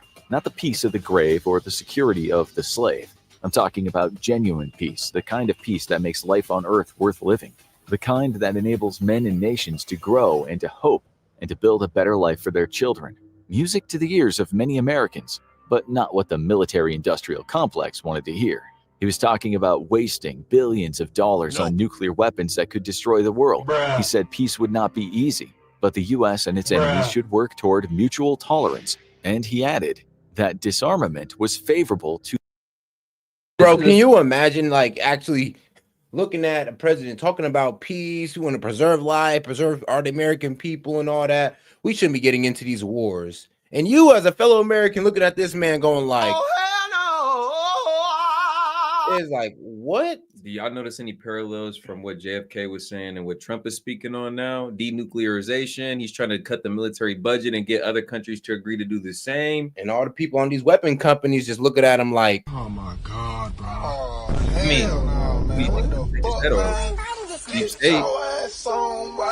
you know what? Who do you think had that man in their crosshairs? Deep state globalists. Yeah, and wasn't that young man also in a BlackRock commercial? He sure was. So, hey, I mean, they said it was unrelated and just a coincidence, but I mean, come on now. I feel like we dig a little deeper than that. And we'll find some coincidences. We'll find just like the second Trump shooter donated to the DNC. Good point. Coincidence? I think not. Yeah. To war. He even had the nerve to say, let us re-examine our attitudes toward the Soviet Union. A war with this enemy, he said, would destroy all we have built, all we have worked for. He said he hoped our military forces are committed to peace and disciplined in self-restraint. Our diplomats are instructed to avoid unnecessary irritants and purely rhetorical hostility. He said the words peace and disarmament. The word peace for the Pentagon is like garlic for a vampire. Did JFK really mean it, though? Was he serious about disarmament and ending the Cold War? Documents on this matter and his actions say yes, he was serious, according to the conspiracy theorists. With all of these talks of peace and disarmament, JFK had basically put a target on his head. Then on July 25, 1963, JFK delivered a 26-minute televised address on the nuclear test ban agreement. He and Khrushchev had agreed not to test new nuclear weapons. Kennedy told Americans in their living rooms that since the nuclear weapons had been created, all mankind has been struggling to escape from the darkening prospect of mass destruction on Earth. This was not disarmament, but he did say a journey of 1,000 miles must begin with a single step. On October 11th that year, he signed the initial order to withdraw 1,000 troops from Vietnam. That target on his head got much bigger. In Action Memorandum 263, he said that the major part of the U.S. military task in Vietnam can be completed by the end of 1965. This memorandum later came out in the Pentagon Papers. Even so, when JFK signed that order, the CIA was doing things in Vietnam that he had no control over. The reporter and editor for the Washington Daily News, Richard Starnes, wrote that the CIA had penetrated every branch of the American government in Saigon. They ran the show. There was what Kennedy wanted in Southeast Asia, and there was what the CIA wanted. They were out of control, and always had been, which is why Kennedy said he would splinter the CIA into 1,000 pieces and scatter it into the winds. He said this about an agency that hired mafia assassins to take out politicians and had an assassination manual that talked about throwing people from buildings to make their deaths look like an accident. The manual explained in some cases, a CIA assassination must be made to look like it was committed by a fanatic of some sort. It added politics, religion, and revenge are about the only feasible motives, although it is intended that the assassin die in the act. You'll hear more about this kind of fantastic assassin later, but first, let's finish this first part of the show.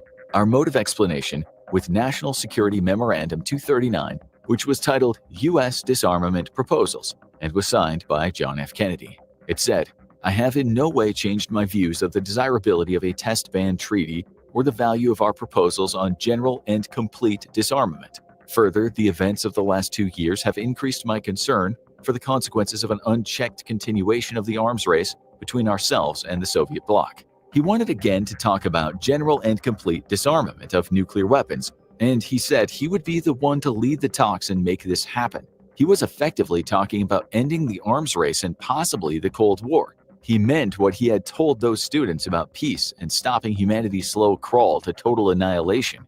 Ending the Cold War, say the conspiracy theorists, was about as much as JFK's official foes could take. The target on his head was shining like the North Star on a clear night. Kennedy now only had a few months of his life left to live. Now, you have a motive, but as yet, no evidence. On October 31st, 1957, a man named Lee Harvey Oswald arrived at the American Embassy in Moscow and met the consul, Richard Snyder. Oswald, who 2 months before had been discharged from the U.S. Marine Corps, told Snyder he wanted to renounce his U.S. citizenship. He then handed Snyder a letter that explained, "My allegiance is to the Union of Soviet Socialist Republics." Okay, then like what we predicted, bro went in there an American and he came out a commie. That's what I was saying. Yeah, yeah. It's like, yeah, he got, I don't know, sat down in that chair, but they influenced this man in some way where he came back and they said, yeah, I'm not with y'all no more. And America was like, you know what? Usually we'd be mad, but you're just the guy we need for our next little evil operation we got going on here of assassinating the president. And guess what we're about to do to you, sir? They was able to turn him and use him as an asset. Came over there an American asset, left the KGB asset. Goddamn. Renounced his citizenship and all. Yeah, I'll put you on our shit list. Oh, for sure. As a bro, and you were like a spy in a way for us. I mean, double agent damn near at a certain point. I mean, he's the honorable thing he did was came back and be like, yeah, I ain't gonna do y'all like that. But damn, to actually use him for a frame job. I mean, once he did that, it's almost like you're dead to us.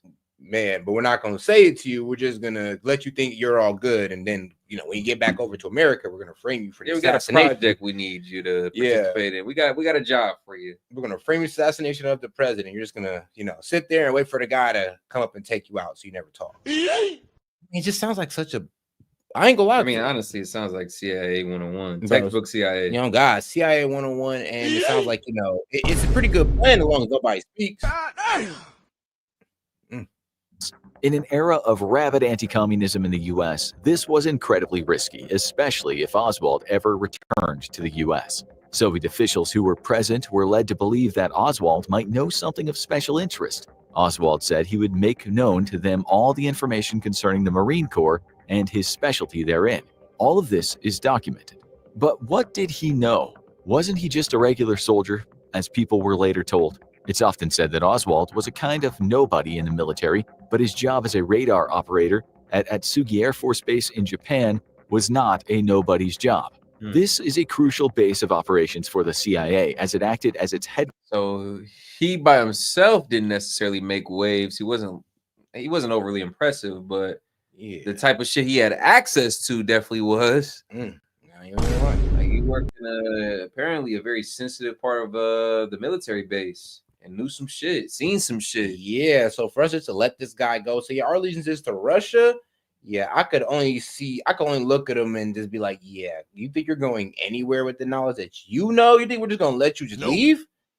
Yeah, nope. Nope. We'd rather just set you up for an assassination plot. Like I said, like, yeah, we got a special job for you, a special job. You're gonna be a hero. Trust. Yeah, like, well, like, but you can't. Can you imagine him like, yeah, I'm here to relinquish my citizenship. I'm going to Russia. All right, cool. But whoa, one more job, bro. One more. All right, bro, and we let you go. Last job we ever did. Ultimate setup. Set that man up for the okie doke. Man, quarters in that part of the world. With one more base in the region, this was where the CIA's very secretive U-2 spy planes took off from. This program was run by CIA officer Richard Bissell, who worked closely with CIA Director Allen Dulles, both of whom were tasked with using these planes for spying missions over the Soviet Union. Rather than a nobody, Oswald had crypto clearance at the radar control room where he worked, meaning the most top secret of top secret clearance. Oswald often listened to the radio communications of the U-2. He certainly would have known many things the Soviet Union would have wanted to know. Marine Corps Lieutenant John E. Donovan was later Oswald's officer at another base where Oswald had the same access to ultra top secret information. But what's incredibly strange is that when the Warren Commission later interviewed Donovan about Oswald's involvement in JFK's death, they asked not one thing about Oswald's U-2 work and his access to top secret information. You'd think that that would have been important, say the conspiracy theorists. When Donovan was asked about that years later by a writer, he told the writer that he actually asked the Warren Commission investigators, "Don't you want to know anything about the U-2?" They replied, We asked you exactly what we wanted to know from you, and we asked you everything we wanted for now, and that's all. Donovan then asked another guy from the program if they had asked him about Oswald's U-2 work, and he confirmed that he wasn't asked about it either. Weird. It's also weird that 6 months after Oswald defected, the first U-2 plane was shot down by the Soviets. It was as if they had insider information. But guess what? When a year later Oswald returned to the US after some factory work in Minsk, the Americans, who had been made aware of Oswald's possible connection to the U-2 attack, allowed him to walk right back into the country without a problem.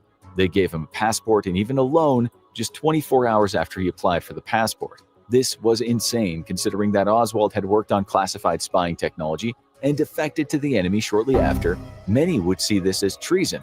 Something fishy was going on. People who later wrote about this said every single obstacle was removed for Oswald on his return to the US. The Warren Commission never uttered a word about Oswald's crypto clearance and his U-2 work. But why? Something else the Warren Commission didn't talk about was the fact that Oswald worked near the CIA site in Japan, where MK-Ultra mind control experiments were conducted on captives and its own soldiers. A CIA memo. Hold on, this boy was like a veteran at this shit. Yeah. Like, hold on, he was involved in a lot of operations. He did a MK Ultra.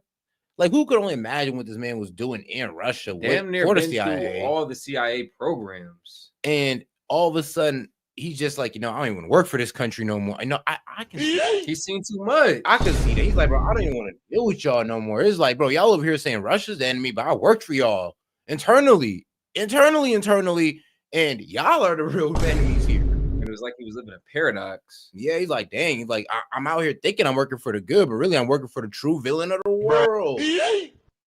Talk about an internal conflict. I mean, and to be able to continue to operate in behalf of America, you'd have to have a certain level of cognitive dissonance, knowing what's really going on. Like, y'all are telling us one thing, but I really know what's good. I see what y'all are doing. No, it's crazy. If you took I'd say the more dishonest route and just not tell nobody and just never shown up, he'd be alive. Wait, the Eric Snowden route? Yeah, because he was been doing the honorable thing. He pulled up and said, y'all renounce my citizenship. I'm rocking with Russia now. And then they was like, yo, you did all this for us. You think we're just gonna let you go? Maybe that was ignorance on his part. Maybe he damn near should have went the Eric Snowden route and leaked the files and then just left, like renounced his citizenship and then went back to like his home country or some shit. Nah, for real. But then again, like, who were we gonna blame the Kennedy assassination on then? Would there even been one if that man would have done that? Or we just found somebody else to scapegoat on? Because the guy had the perfect story for the blame. He's had the perfect story. Declassified just recently, titled Truth, Drugs, and Interrogation, tells us that the CIA dosed agents who performed dangerous overseas missions. Maybe the Warren Commission didn't know about the mind control stuff, but that would be surprising since the commission used CIA and FBI personnel for the investigations. Yes, some say the CIA was tasked with investigating a crime it had committed. Former CIA agent Victor Marchetti, who wrote the book, saying, you know how great it would be, like, hey, yo, yeah, we're like, you're committed of this crime and you're looking at 10 years, but guess what? I'm like, what? You get to investigate it. Oh, really? I can do investigate? Yeah, you get to decide what evidence is included, or like evidence to be allowed to the prosecutor and all that. I'm like, I might as well be like a lawless citizen at this point. It's like, what you mean? Whatever crime I do, I ain't allowing nobody evidence to, because then you're just gonna lock me up. Like, or give you the most BS report I can type up. Many things the CIA did not want to be published, said back then the CIA ran an operation from the Office of Naval Intelligence in which young men were to appear like they were angry at the US and disenchanted with its capitalist ways. They were then sent to the Soviet Union or Eastern Europe as spies. About 40 men were in the program, each of them trained at Nags Head, North Carolina. Like, you saying that he could have been MK Ultra'd into this? Intelligence, in which young men were to appear like they were angry at the US and disenchanted with its capitalist ways. They were then sent to the Soviet Union or Eastern Europe as spies. About 40 men were in the program, each of them trained at Nags Head, North Carolina. They learned how to act. Whoa. That's a mind fuck. So they had a program that made some of their agents hate the country, and then they sent them abroad to low-key work as agents? Yeah, and to pretty much transform them into commies For what effing reason? That's what I'm saying. It's like This when shit you runs deep. when you hear about what the CIA do, is like you can believe it, but then after you sit there and believe it, or you find a document that prove it, it's just like, all right, but what for? What was the goal? Bro, they literally had a program that they dedicated to make some of their agents hate America. Like, for what? Like, bro. Like, bro, who runs the CIA? What American hating ass dude runs the CIA, bro? That's insane. And what to say, with the Americans knowing the KGB would pick these men up at some point. The Americans hoped the KGB would try to turn them into spies, making them valuable double agents. Is that what Oswald was doing when he went to the Soviet Union? Very possibly, say the conspiracy theorists. Oswald's former roommate in the US, James Botello, said Oswald's whole pro-communist thing was a total lie, a pretense. He told writers that Oswald was actually anti-communist. He added, "I was sure that Oswald was on an intelligence operation in Russia." He said when Oswald returned and was welcomed back with open arms, not even being questioned by US police or intelligence, he knew Oswald was definitely working for intelligence. Moreover, considering Oswald defected to the USSR and told the guys at the embassy on record that he had information to give the Soviets, how come he could move around without constantly being surveilled? How did he manage to kill JFK with that kind of history, with the CIA knowing he was working where JFK would one day pass? The conspiracy theorists say this guy makes about as much sense as the movie Inception. Well, I mean, they didn't exactly say that, but you get the point. It's believed a man named George de Mohrenschlitt was Oswald's CIA handler. In 1977, And shout out my man Foxy. He says, I mean, we all know the shooter wasn't a random guy, so it's the government, mob, or both. And that does remind me, there is a whole conspiracy theory that says he was tied up with the mob. The Kennedy family has some ties with the mob, a debt. Yeah, and that the well, and it was the a Kennedys, hit. Yeah, the Kennedys betrayed them, and there was a hit after. I guess there was some type of alliance between the mob families and the Kennedys, where it's like, all right, bro, we're gonna help you get into power, but you can't go after us. And what did the Kennedys do? Establish RICO.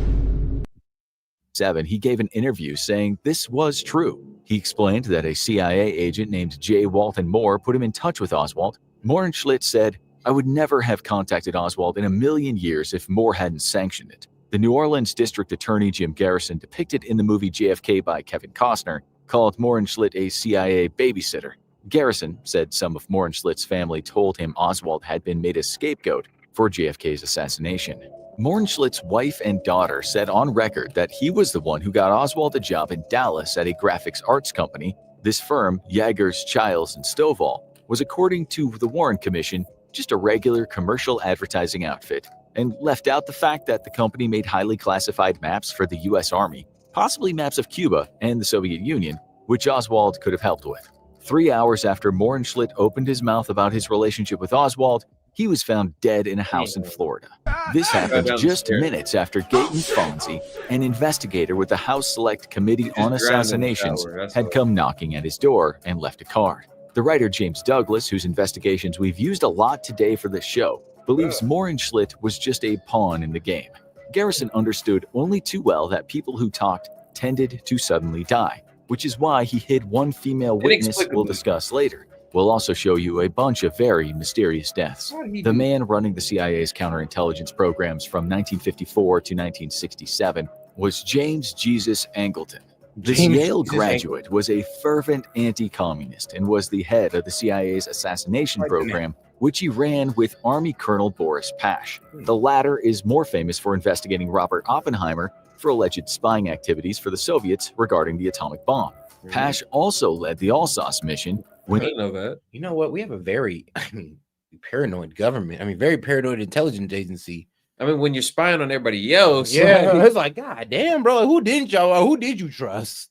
Who did y'all trust not to be on BS? And then here's the thing. What was y'all goddamn agenda? Because it wasn't for the president, obviously. Like it wasn't for world peace, obviously. So what is it? What was their agenda this whole time? It's like you're constantly spying on what your neighbor does because you think he's looking at what you do. But the whole time you're watching him. Yeah. You're just paranoid. When the Americans tried to grab Nazi scientists who'd worked on the atomic bomb and chemical weapons. After that, he took charge of the CIA's so-called wet affairs, which were assassination and kidnapping programs. When the Church Committee and the House Select Committee on Assassinations, HSCA, looked into such men, They found that Angleton's Special Investigations Group had a file on Lee Harvey Oswald. It was called a 201 file. The CIA had this on Oswald for 3 years before JFK was killed. The Warren Commission had not found this, and if it had, things might have turned out very differently. 201 files were for CIA operatives that needed to be watched closely as they become suspicious. But what's also interesting here is that documents were unearthed that showed the CIA had been creating phony 201 files for the ZR Rifle project, which was related to the assassination of political leaders. The reason that some of these files were forged was so the CIA could one day use that person as a scapegoat. They could say, look, we already knew this agent was up to no good, and then place all the blame on him. The HSCA interviewed a woman named Ann Egerter. She worked for Angleton and had seen Oswald's 201 file. It was her testimony that showed us that Oswald was actually a CIA asset, but one who was under investigation by the CIA, or perhaps being set up to become a scapegoat. We should say that she... What do we say? What do we say? They seen an opportunity in Oswald. Well, let's just say that they didn't see in anybody else. He was the perfect fall guy, and they scapegoated the hell out of him. And I wonder how they lured him in. Like, man, Oswald, listen, you've been a little agent. We got the perfect job for you. Really, really, boss? Like, yeah, man. All the hard work you put in finally pays off today. You're gonna be America's hero. That man really thought he was going off to go into destiny, off into the sunset. They sold him the story, man. You're gonna have 10 American blonde-haired, blue-eyed women all on your dick. They sold him the story, man. He probably bit. They gave him the bait and he bit on it. She was indirect with her answers when interviewed, but researchers now say her testimony implies strongly that either Oswald was indeed a member of the CIA or was being used in an operation involving members of the CIA. The former CIA finance officer Jim Wilcott also backed up the fact that Oswald was a CIA asset. Wilcott became a whistleblower who said he left the CIA when he realized the work they were doing had nothing even remotely to do with humanism. His wife, who was also CIA, left too. They both testified that by leaving, they'd be able to sleep better at night. Jim testified that another reason was that while working at the Tokyo station, other loose-lipped CIA agents told him the CIA killed JFK. Jim testified, I thought these guys were nuts, but then a man I knew and had worked with before showed up to take a disbursement and told me Lee Harvey Oswald was a CIA employee. I didn't believe him until he told me the cryptonym under which Oswald had drawn funds. Jim then realized that he himself had advanced funds to this same cryptonym, which in his eyes made him partly involved in his beloved president's assassination. In 1978, after Jim had... Damn, like you got paid out the same fund the assassinator of the president was paid under. That is, I mean, damn, that kind of proves that it came from us. That kind of proves that, like, yo, we paid for that. Yeah, taxpayer money. Hey, look, man, anything the government got to use came from us. Damn, we paid. Damn, bro, we like the taxpayer of that time funded their own president's assassination. Had left what he saw as a disgraceful agency. He told the San Francisco Chronicle it was common knowledge in the Tokyo CIA station that Oswald worked for the agency. It was also widely known that he'd been employed to become a double agent spying on Russia. Jim explained Oswald was recruited from the military for the express purpose of becoming a double agent assigned to the USSR. More than once, I was told something like, so-and-so was working on the Oswald project back in the late 50s. He added, one of the reasons given for the necessity to do away with Oswald was the difficulty they had with him when he returned. Apparently, he knew the Russians were onto him from the start, and this made him very angry. After this kind of talk, both Walcotts had their lives made very difficult, which, as you'll soon see, happened to many people. They were followed everywhere they went. They struggled to find work. Their car tires were slashed. They regularly received threatening phone calls. Now we should talk about Richard Case Nagel, a CIA double agent. How are you going to make it work if every time you come outside, your tires are slashed? Oh my God, damn. You might as well buy a whole second car. Like, all right, well, they didn't find this one. No, God, that's what I was about to say. They just find your second car and do the same thing. Oh, man. Guys, like who was arrested on September 20th, 1963, after walking into the State National Bank in El Paso, Texas, and firing 2 shots into the ceiling. He said he'd purposely got himself arrested because I would rather be arrested than commit murder and treason. Nagel had worked for Field Operations Intelligence, which was tasked with covering up the true nature of the CIA objectives. As a double agent, he also worked for the KGB. and one of his tasks was surveilling Lee Harvey Oswald. Nagel admitted all of this later at a time when fewer people believed Oswald had acted alone in killing JFK, or even acted at all. Nagel also said the KGB knew about the JFK assassination plot before it happened. He said if anyone wanted to stop the assassination, it was the KGB. JFK was a much better leader for the Soviets than anyone who might replace him.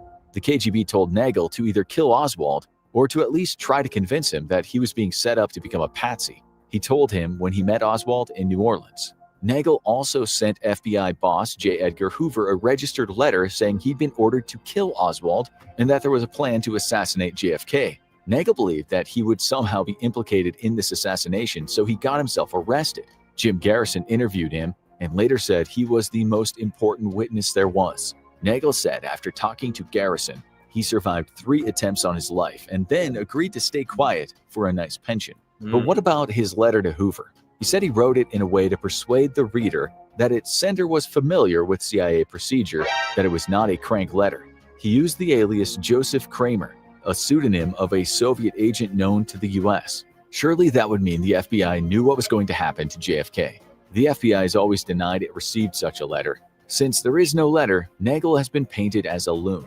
But then, in 1995, the Assassination Records Review Board, ARRB, got in touch with Nagel, saying they would take him seriously as long as he told them everything and handed over every document he had that could show he was telling the truth. They mailed him a letter saying that on November 1st, 1995, which was the day he was found dead in his bathroom in his house in LA, it was said to be a heart attack, in spite of him being in good health and having no heart issues. We should add that under MKUltra, the CIA... Damn, man, I was just 5 months old. I mean, completely coincidental. It had nothing to do with the investigation. I mean, it was just a heart attack. Like, you know. Damn. Happens to the best of us. Damn. Well, that's effed up. It's like, bro, he's like, look, I got the stories, I got the facts, bro. I promise you I'm not a loon. And then finally, later on, 1995, shout out 1995 kids like myself. But I mean, 1995, they say, you know, we're going to listen to you, bro. And then he dies. His heart attack was as coincidental as Jeffrey Epstein hanging himself was. Yeah, true. Like, he worked on methods to cause people to have heart attacks. His son Richard was left the key to a storage lockup in Tucson, Arizona, where his dad had told him he kept all of his documents in a purple trunk consisting of everything about his time in the CIA. When Richard arrived, he found all of his father's things, minus the purple trunk. It was gone. It was also strange that the day Richard went to Arizona, his house was broken into and ransacked. Weird. We should also mention Thomas Arthur Valley, the man believed to have been the CIA's first patsy, who was to be blamed for the assassination of JFK on November 2nd in Chicago rather than November 22nd in Dallas. This was only made public knowledge 4 decades after JFK was assassinated. Information about Valley, the fact that he looked like Oswald and had a background similar to Oswald's, was never made available to federal agents in Dallas at the time of JFK's visit. The assassination in Chicago failed, but Valley was still arrested. The file on Valley said he was a far right-wing lunatic obsessed with guns, a loner, and paranoid. This fits... Yo, just like Thomas Crooks, they try to frame as Ryan Rolfe, they try to frame him as that. They have a particular trope that they go for, like a particular archetype. So it's all about making the conservative movement look like lunatics. And there's always a degree of plausible deniability. Like, look at these points right here. Far right lunatic obsessed with guns, alone, or paranoid. You could always just put it off on him being that type of individual. Maybe no collusion with the intelligence agency. He's just a crazy lunatic. Here's the thing, though. It's funny how they say far right lunatic, and it's like, yeah, but the way y'all lefties is acting now, it's like, man. But back in the day, I think it was the far right that was a little bit out of pocket.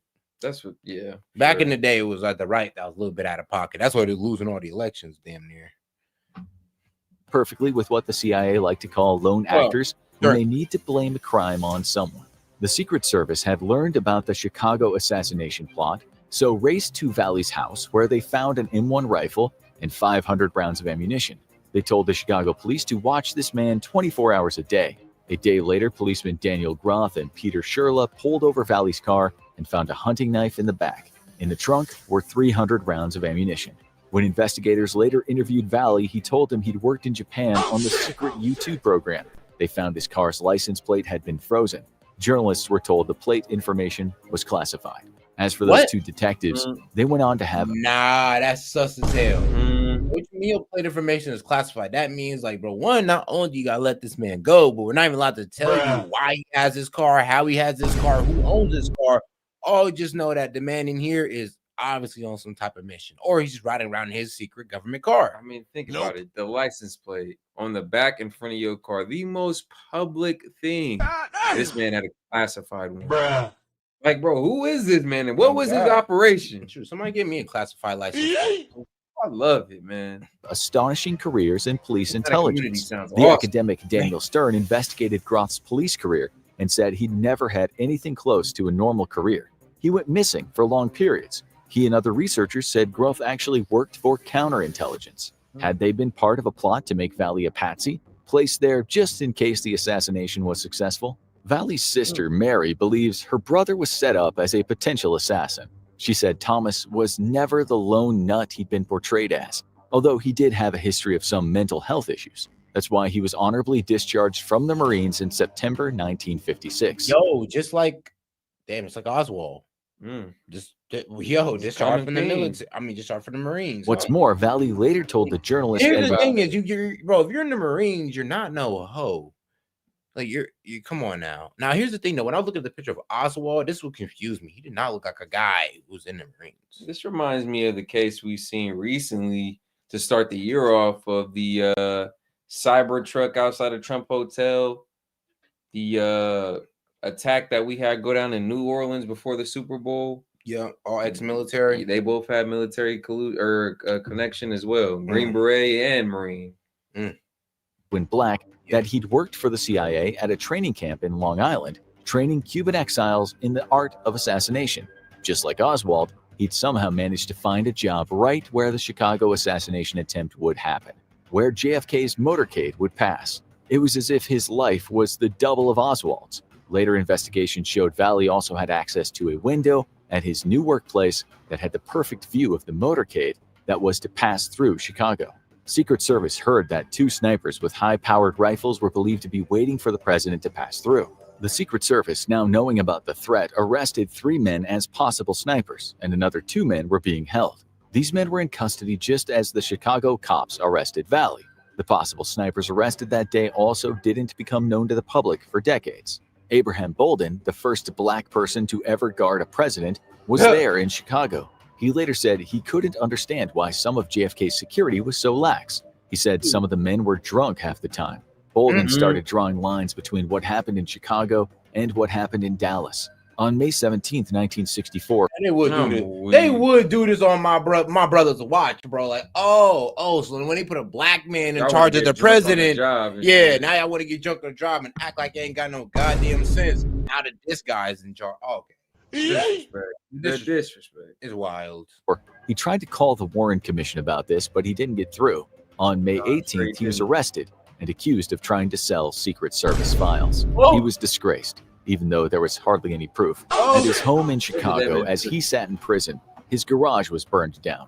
A shot was fired through a window, scaring his wife and kids. When he spoke with Jim Garrison, he was subsequently put in solitary confinement. In 1995, when AARB got on the case, the Secret Service destroyed all records of the Chicago plot after AARB investigators asked for access to them. So, the theory goes that Oswald was framed, but to frame him, he needed to be seen doing a lot of sketchy things prior to the investigation. Nah, I ain't gonna lie. They ruined that man's whole life over that. More than just going to Russia or seeming like he was pro-Cuba. That's where his double comes in. Prior to the assassination, there were many sightings of a man who looked like Oswald. He was seen at a firing range on a few occasions. The theory says that the CIA was trying to make this man look guilty by sending a body double to the local firing range. One of the witnesses in the Warren Commission, Malcolm Price, said someone who looked like Oswald asked for help with his scope at a Dallas firing range. The witness, Garland Slack, said he was at another firing range, and this Oswald character drew attention to himself by burning up his ammunition on Slack's own target. Slack said when he complained, the man gave him a look he would never forget. The problem was, when the Warren Commission was told about these events, Oswald was supposed to be in Mexico City, visiting the Russian and Cuban embassies. There were too many Oswalds. The conspiracy theorists say they weren't just setting up Oswald, but indicting the whole of the Soviet Union in a Cold War they needed the American public to support. 4 days before JFK was shot and killed, the Soviet embassy in Washington received a letter written by Oswald, or at least signed by Oswald. J. Edgar Hoover's FBI read the letter before it ever got there. In the letter, Oswald admitted to meeting with Valery Kostikov, the KGB's undercover assassination specialist. So the man who apparently killed the JFK 4 days prior to killing him sent a letter talking about hanging out with the Soviet assassin. This was a perfect setup. But how do we know Oswald wrote the letter? Asked the conspiracy theorists.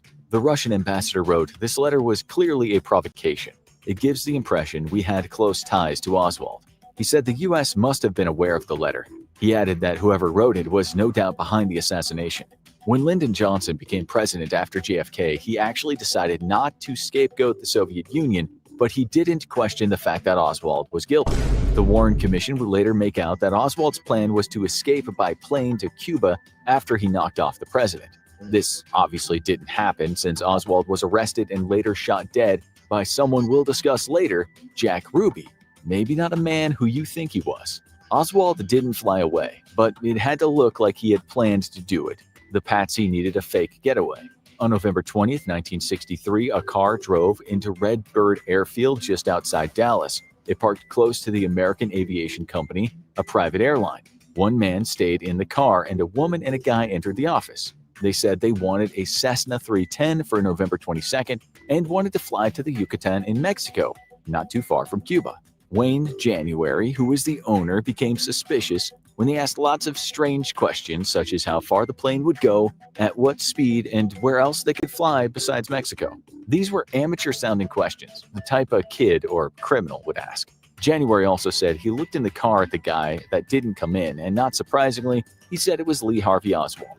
He said that after the assassination, of course, Redbird Airfield was just 5 miles from where Oswald lived. In 1991, through a Freedom of Information request, a British man named Matthew Smith got hold of the FBI's report on the Redbird Airfield incident. Smith then flew into the U.S. to find Wayne January and told him what the FBI had said about the incident. January was shocked. The FBI had written that the incident occurred in July, not November, 2 days before the assassination. It also said January had been unsure about it being Oswald in the car when he had told him it was for sure him. His exact words were, "I gave them a 9 out of 10 chance." The reason for all the lies, say the conspiracy theorists, is that in January's testimony, he said he thought those two people were thinking about hijacking a plane to Cuba. After President Johnson decided not to implicate Cuba or the Soviet Union in JFK's death, they now didn't need this Redbird Airfield incident. It had to be played down. Just half a day after the Redbird incident, a police lieutenant in Louisiana named Francis Frug was called into a hospital in Eunice, Louisiana. There, he met a woman who was in withdrawal from opiates. Her name was Rose Charmaine. She said she'd been driving with 2 men, who later threw her out of the Silver Slipper bar that they were drinking at, and she got run over. Frug took her to another hospital where she could have her withdrawal in more comfort. And on the 2-hour journey, Charmaine told him the 2 guys she'd been driving with had told her they were going to kill the president when he arrived in Dallas. She said they were either Cubans or Italians. He didn't, of course, think so much of it since she was in a bit of a state at the time. But when 2 days later JFK was shot, Frug called the hospital and told him not to let Charmaine out of there. He couldn't believe it. Had she really known? After JFK was killed, they contacted the FBI about what she had told them, and they were told they already had their man. They didn't want to know about Charmaine's story. In a strange twist of fate, it also came to light that Charmaine had once worked for the nightclub owner, Jack Ruby. She also told Frug that through Ruby, she had met Lee Harvey Oswald. She explained that Ruby and Oswald were actually quite close. She never got to testify in the subsequent JFK investigations. On September 4th, 1965, she was found dead in the middle of a road in Big Sandy, Texas. The driver of the car that had hit her said that he had swerved to miss some suitcases piled in the road. Only when he swerved, he went over a body. It's never been explained why a woman at 3 a.m. was lying in the road next to a pile of suitcases. Dr. Charles Crenshaw, who later wrote the book about JFK's assassination, said her autopsy showed the kind of head wound that's usually associated with a gunshot wound. She might not have even been hit by the car. Yo, not a blatant lie. It was like, bro, y'all shot her in the back of the head and said, nah, she ain't by a car. But wait, where's the battered no bumps, body? no bruises, But- no broken bones. But there's kind of like a bullet hole in her head. It's like, and they just hit you on the shoulder, like, you really want to question it? Like, bro, she got ran over. It's like, okay, like, all right. Yep, you got it. Like, look, you love your Jim job, Garrett- you love your wife, you love your life, right? Yeah. She got ran over, bro. Can't say less. Person wanted to exhume her body, but the state of Texas refused his request. When Mac Manuel, the owner of the Silver Slipper, was later interviewed, he identified the two men that she was with as Sergio Smith and Emilio Santana, two Cuban exiles. Santana told Jim Garrison that he had worked for the CIA in 1962 when he first got to Miami. He was involved in moving weapons on the sea for guerrilla fighters in Cuba. The CIA admitted to using him, but said they terminated his contract in 1963. Charmaine's story might sound unbelievable, but it's just a little bit strange that she talked about knowing JFK was going to be killed at a time that she was seen with Cuban CIA operatives. The conspiracy theorists say this is just one coincidence of hundreds of strange coincidences. As for the other man, Smith, he'd once been arrested in Venezuela on charges of plotting to kill President Ernesto Betancourt, the so-called father of Venezuelan democracy. Records show Smith was released from prison and the U.S. Embassy came to his aid. He went straight to New Orleans, where he worked with a Cuban exile group, and it was there he befriended the detective/intelligence agent Guy Bannister, who also knew Oswald. Small world, eh? Say the conspiracy theorists. Bannister and Smith had offices in the same building, the Bolter Building. The witness, David Lewis, who worked for Bannister, later testified that Oswald and Smith knew each other. Okay, let's move on a little bit. 23-year-old Julia Ann Mercer said on the day JFK was murdered, she saw a green truck parked close to Dealey Plaza, where the president would be killed in 1.5 hours. A man exited the truck and pulled out what she described as a rifle case. The man then walked over to an area that would later become known as the Grassy Knoll. She said 3 cops were standing nearby and not one of them did anything about this man walking around with a rifle case. She then pulled up next. Doesn't that sound familiar? Stephen Crooks, they seen him on the rooftop. Residents and Cops he was put it out to a couple of cops and they just like, oh yeah. Okay, Yeah, I see him, but we can't do nothing about it. I'm like, wait, what? Huh? They seen him have the rifle and everything. They were screaming, they were pointing and shouting and jumping. And They're like, stand down. Like, local police. I mean, can you imagine the excuse? I wonder. Do you think those police were lied to in that moment? Like, oh no, that's just whatchamacallit. Because there's no way you could have told me, like, yo, I see a kid, look like he got something wrong. You better go on the Had roof. to have been the order. While the president is talking, like, oh no, he's just some type of performance. Don't worry, man. He has nothing to do. He's with in anything. plain clothes to be covert.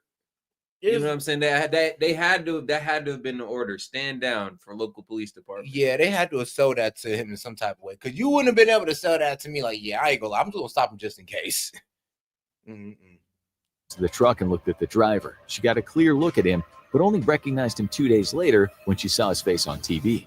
She was absolutely sure the guy driving the truck was Jack Ruby. She said that well before anyone ever asked her questions about some conspiracy. After seeing the guy with the rifle, she'd been overheard telling her friends about it at a restaurant. Police officers later stopped her and told her she'd been heard chatting about seeing a man with a rifle. And what's more, the president had just been shot. She was then questioned for 4 hours at a Dallas police station. When Jim Garrison interviewed her later, he showed her and her husband the statements she had made to the cops. She looked at them, and she said she'd never said anything like that. Her actual words to Garrison were, "They've all been altered. They have me saying just the opposite of what I really told them." She said she'd been given photos to look at by the cops of who might have been driving the green truck. She picked up one of them and said it was him for sure. She turned it over and on it was written Jack Ruby. "They definitely showed me Jack Ruby and I definitely picked him out as looking like the driver," she told Garrison. Just imagine if this had gotten out before Ruby killed Oswald. It would have been massive, but the cops wrote that Mercer had been unable to identify the truck driver. She told Garrison that she told her family the day she saw Ruby on TV that this was the guy she'd seen driving the truck. She then notified the FBI that not only had she seen Ruby in the photo, but that she had seen him again on the TV. But this wasn't in any FBI report. The only thing the official report said that was indeed one of the photos she'd been shown was of Ruby, but they said she hadn't picked him out. Garrison told her the FBI report said she said the words air conditioning were written on the truck, but she told Garrison that she told the FBI the truck had no writing on it. I clearly said there was no printing on the truck, she told Garrison, but that didn't stop the agents from spending 2 days looking for air conditioning trucks. She also told Garrison neither of the signatures on these 2 pages of the affidavit are mine, although they are close imitations. On the day of the assassination, Sheriff... That just reminds me of how they found the dancing Israelis in that, what was it, like a Radio Shack van or something like that? And they just found them all in there all together. Didn't report or anything. Just kind of just let them all go away. Oh my goodness! Right after a terrorist attack, bro. And they matched the description to a T. Bill Decker and nothing specific. They were all arrested and let go. Police Chief Jesse Curry were both nervous. They knew the president would be exposed. Both of them had been told by the Secret Service to lighten security that day. Decker had told his men they were to take no part in the security of the presidential motorcade. The House Select Committee on Assassinations later said both these men were just following orders from the Secret Service, orders that proved to be fatal to the president. The Secret Service said that JFK was the one who didn't want officers all around him, but subsequent interviews refute this. Air Force Colonel Fletcher Prouty, who'd protected President Eisenhower before, said all the windows of buildings in the vicinity should have really been locked down with tape over the order "Do Not Open," but that never happened. There was a vacuum of security for JFK. Deputy Sheriff Roger Craig said just after the president was shot, he saw a man running down the hill toward another man driving a light green Rambler station wagon. He tried to stop them, but he couldn't get across the street and the car took off. Craig then ran toward the Texas School Book Depository to tell the Secret Service. There he met a man who said he was Secret Service, who Craig said didn't seem very interested in what he had to say. Craig later went to the police station and talked to Captain Will Fritz of the Homicide Division. By this time, Fritz said they had a man in connection with the killing. Craig asked to look at him to see if he was the same man he'd seen running toward that green Rambler. It was the same man, but how could it be? Oswald said that station wagon belongs to Mrs. Payne. Don't try to drag her into this. Mrs. Payne, who Oswald and his wife had stayed with, owned a station wagon, but it was a Bel Air Chevrolet. This would all be refuted anyway when the Warren Commission would say Oswald walked out of the building and got on a bus. The witness, Helen Forrest, also said she saw the running man enter a green Rambler. James Pennington corroborated what she saw, while some witnesses said they saw a man in a hat and tan or brown sports coat. Carolyn Walther said she saw a man in the school book depository leaning out of a window holding a rifle. Marvin Robinson and Roy Cooper both saw eyewitnesses. The old assassination and dip combo. Man, a lot of eyewitnesses we got here. And all of their accounts ignored. They already had the narrative that they wanted to go with. Man, some took it out.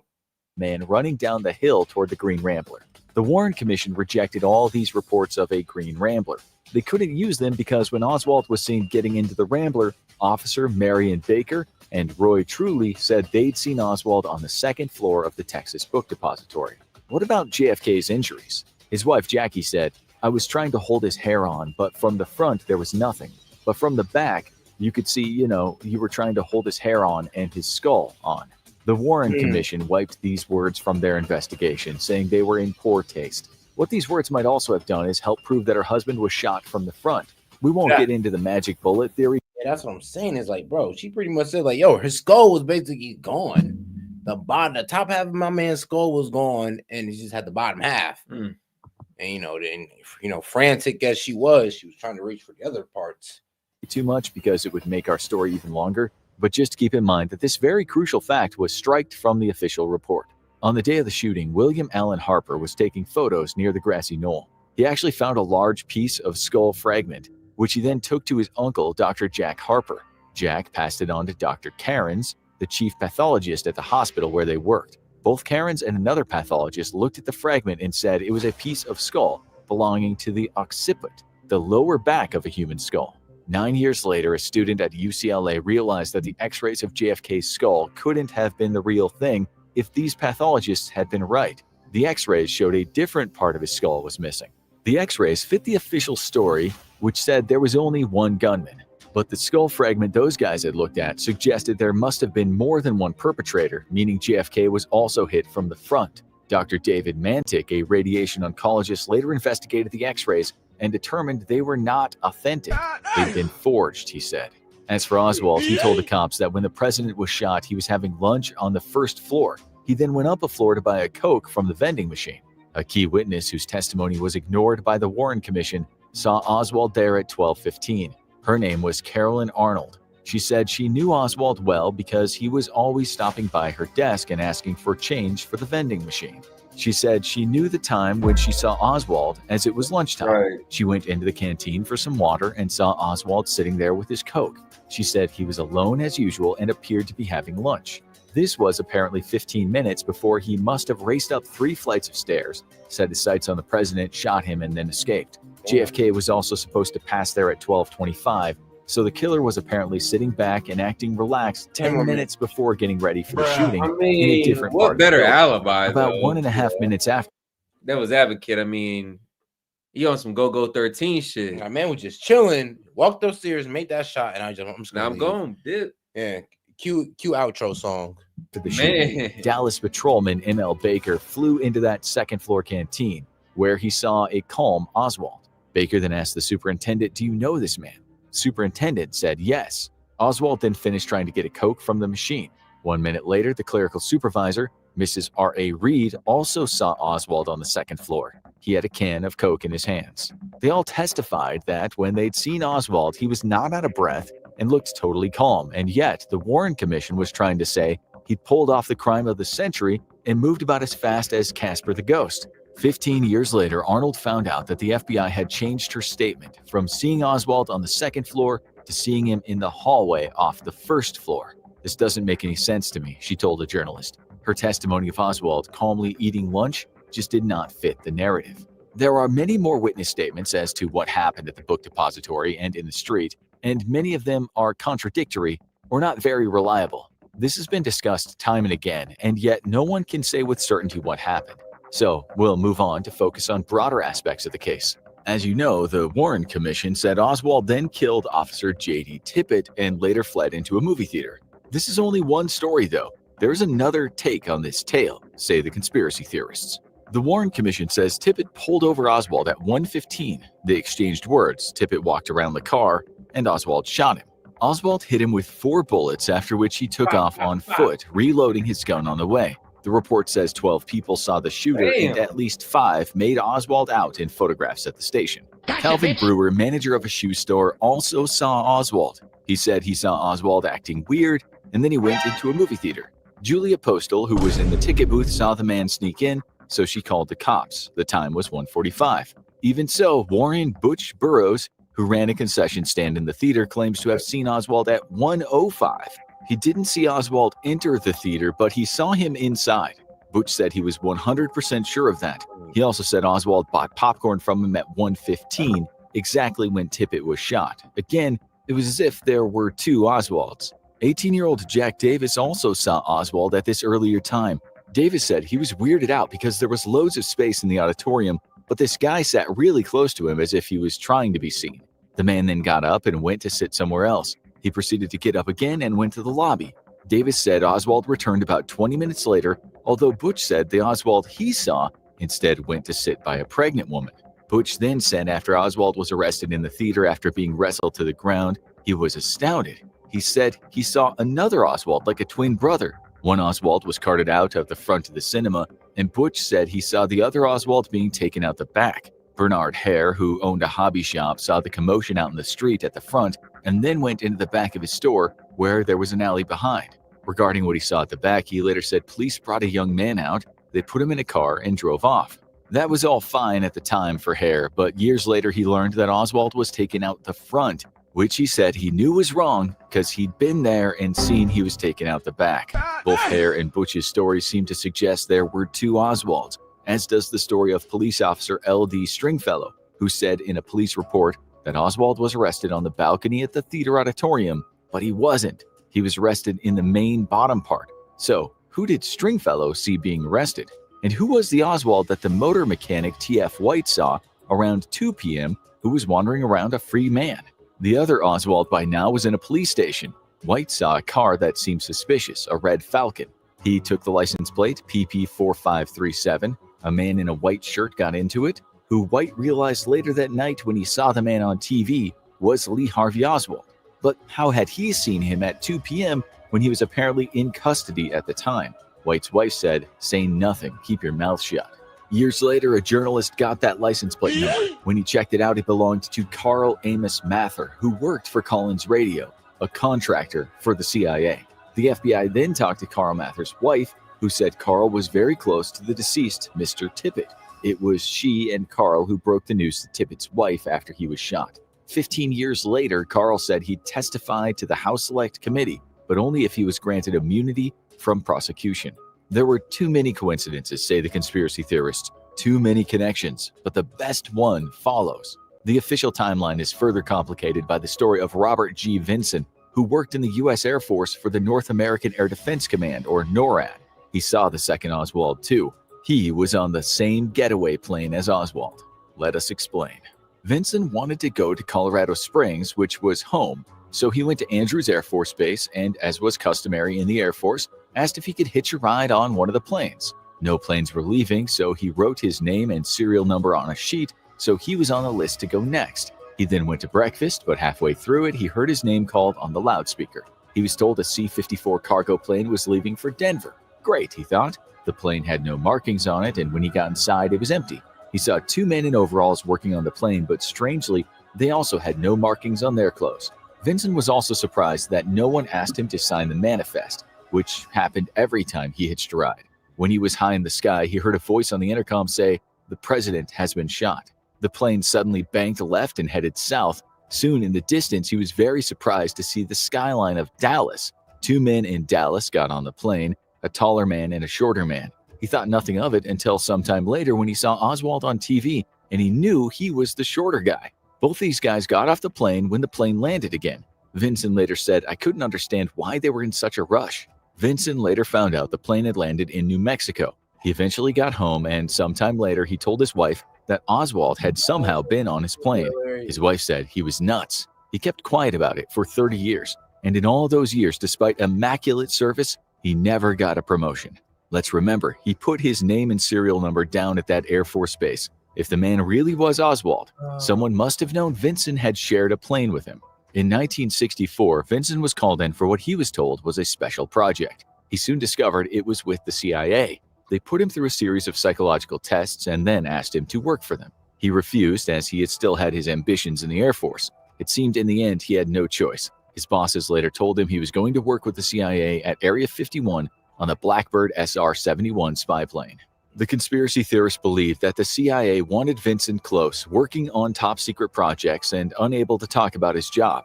Vinson later said that he wasn't dumb. He knew that this work meant he was being asked to keep quiet about his plane ride. He later said he knew the CIA would never let him out of their sights. The CIA, he thought, could have killed him, but instead they hired him. But in 1992, when Congress passed the JFK Records Act, and Vinson was already retired, he contacted Dan Glickman, a Democratic representative for Wichita, Kansas. Vinson now knew under the new act he was able to talk. Vinson's story made the news, and later it became a book. Investigations showed that the C-54 could have landed about 5 minutes from where White had seen Oswald in the Red Falcon. So this is how the second Oswald got away, according to the theory. After JFK was killed, the first man to inspect the body was resident surgeon Dr. Charles Crenshaw, who was then working at the Parkland Memorial Hospital in Dallas. Jackie Kennedy was beside herself, he later said. She just recently tried to put her husband's brains back into his head. Crenshaw and the other doctors noted a small... And I mean, bro, if you seen by the video, bro, I mean, it was low-key sad. They're literally scramling for the remnants of her husband's brain. As if she can just bring him back to life or something. And it was almost instinctual. Like, yeah. she just, that's all she knew to do. Do it to take care of her husband. No matter what. I'm just like, crazy. Oh, God.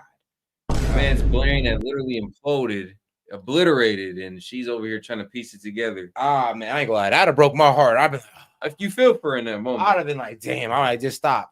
You truly feel for her in that moment. Opening in the middle of JFK's throat, about the size of the tip of a finger. They'd all seen this many times in the ER. It was a bullet wound, an entry wound. There was absolutely no doubt about this, they said.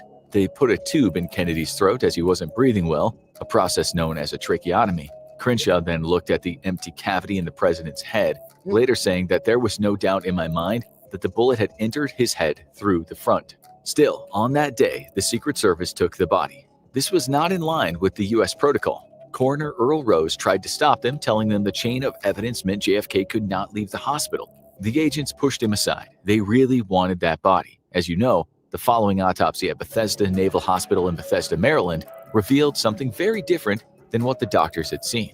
The conspiracy theorists say that the CIA's Alan Dulles made sure the doctors soon changed their minds and agreed it was possible that an entry wound could suddenly become an exit wound. There was one lone gunman, said Dulles, and you better make well sure you tell the story that fits that. Dr. Malcolm Perry changed his statement, telling a friend that men in suits had visited him. Secret Service agent Elmer Moore later admitted that he'd been told to pressure Perry. Moore said, "I did everything I was told. We all did as we were told." Crenshaw said in 1992, "We believed the medical truth would be asking for trouble. I was as afraid of the men in suits as I was the men who assassinated Kennedy," adding that anyone who would kill a president wouldn't think twice about killing a doctor. He wrote a book titled JFK, Conspiracy of Silence. He was subsequently smeared. It was reported how much money he'd made from the book. The Journal of the American Medical Association said in a paper that he might not have been in the trauma room that day. Doctors and nurses at least came forward and said he had, and that what he said was the truth. It didn't matter. Once he was smeared, there was always a shadow of doubt hanging over him, say the conspiracy theorists. Even the doctors that did the official autopsy were under pressure. They were told not to examine the throat. Navy Medical Corpsman Paul O'Connor was there. He said they were told to leave the throat because the wound was just a tracheotomy wound, not a gunshot wound. It got very tense, he said. Bro, I'd have been so pissed. I'm just like, you're pretty much trying to say that you tried to put a trank and a person who didn't have a head is like, wait, what? What's wrong? Can you imagine? This it's like the picture's almost sick. It's like, yo, wait, what? Y'all try to put a what's wrong with you?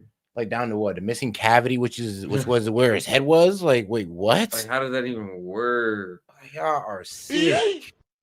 In an interview, later adding, "We were all military. We could all be controlled." Lieutenant William Bruce Pitzer, who was head of the Navy's audiovisual department, got something worse than a good old smearing, according to this theory. He worked on a 16mm film of the Bethesda autopsy. He saw everything. First Class Corpsman Dennis David saw Pitzer working on the film. They both knew what they saw, that JFK had without a doubt been hit from the front. David later said in an interview, "I can assure you, it was definitely an entry wound." He said it was inconceivable that it could be anything else. David assumed that Pitzer had taken the film. He realized later what he had seen would contradict the evidence that a lone gunman shot JFK. Pitzer had in his hands the most important footage in America. On October 29, 1966, Pitzer's body was found on the floor of the National Naval Medical Center where he worked. The FBI said he was found in a pool of blood with a bullet wound to the head. The .38 caliber pistol was lying nearby. His family said straight away that what the FBI said happened could not have happened. Pitzer was neither depressed or suicidal. We know from his wife and friends that he was thinking about retiring from the military and taking a new job. David said they were afraid that he would take the pictures that he and I had seen, the 35mm slides and 16mm film, that he would have taken them with him. Pitzer was thinking about moving to a major studio, so David said they'd be afraid Pitzer would have given them this evidence to work with. Both the slides and the film have never been seen again. This allegedly incontrovertible evidence disappeared when Pitzer died. Naval intelligence went to see his wife, Joyce, after she died and told her not to talk to anyone. She kept quiet for 25 years. Even at 80, she said she was afraid if she spoke, they'd stop her pension. She'd actually been told something incredible, something darker than the dark side of the moon. A retired Army Special Forces lieutenant named Daniel. They probably just sat her down and said, "I ain't gonna lie, we killed your husband, but we're gonna pay you for it. But we definitely killed your husband. And we're sorry, but here's his pension, here's his money that you're gonna get. If you say anything about it, we're gonna, we definitely took that boy out." Like, I can only imagine, because they said, she said she was told something darker. And what's more darker than being sat down and being like, "Yeah, we killed your husband for national security reasons." Like, yo. You think they told her the truth? I mean, think about it. What else would you have to tell her to go ahead and make her sure that she shut the hell up? She had to know the severity of what she was saying and why they were going to take her out or stop her or make sure she go broke if she said anything. Like, she had to know the full truth. Like, yeah, this is what happened. Your husband was about to expose some shit. We took him out and you can be next. Or you could play along. We'll treat you nice. I mean, what's better? Neil Marvin had visited her. She said he told her in 1965 the CIA had approached him with an assignment. The job was to assassinate her husband. She always knew someone had killed him, but Marvin said he hadn't been the man to do it. He'd refused to take out anyone on American soil, but he was still telling her someone in the CIA had her husband killed. Marvin had been a Green Beret and later trained as an assassin. Like I said, they Fort Bragg, Green Beret. Yeah. Oh my God, are y'all seeing the connection, the parallels? And then, like I said, they kind of told her, they was transparent with her enough for her to shut the fuck up. Because they weren't transparent with her, then she'd actually went out somewhere and slept up and said something already, and people would have probably made some connections. But nah, they let her know exactly what happened and why we're paying you this money, and also why you need to shut the hell up. This shit is obvious at a certain point. You can't say it's coincidence. Past a certain point, when a connection has been made so many times, you can't even say it's coincidence. Fort Bragg, North Carolina, Green Beret. That sounds exactly like that. Damn near would have been Trump Tower assassination attempt. So what is going on, bro? Is our people in the military freaking psychological crash dummies? Like, what are y'all doing here? I mean, that's what the military is using them for. They sign up to serve their country, but the military has another purpose in mind. Bro, psychopathic crash dummies is what they're trying to create. Wild. And at a secret training camp in Fort Bragg, North Carolina. It was called the Special Warfare School. During that training, he and others were told that a perfect assassination of a government leader would consist of using snipers and setting up a crazed loon who could easily fit the description the public would believe. In fact, in 1966, the CIA asked Marvin to assassinate Cambodian Crown Prince Norodom Sihanouk and make it look like the work of Viet Cong. The operation was later aborted, but Marvin said his entire military career consisted of such black operations. He told Mrs. Pitzer that Colonel Clarence W. Pattern summoned him to the office one day and told him that he was to meet a company man.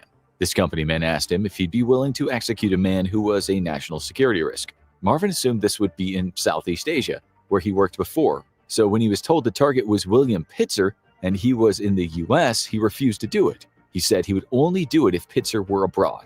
Marvin later said in an interview, it was common knowledge in Mafia and CIA circles that Green Berets were tapped by the company to terminate selected targets in foreign countries, whereas the Mafia provided the CIA's pool of assassins for hits in the US. Marvin was also in contact with Captain David Vanek. He said in interviews later that Vanek, who he trained with regarding assassinations, that sheep dipping that somebody had mentioned earlier in the comments. When the military personnel are temporarily discharged from their duties to participate in covert operations.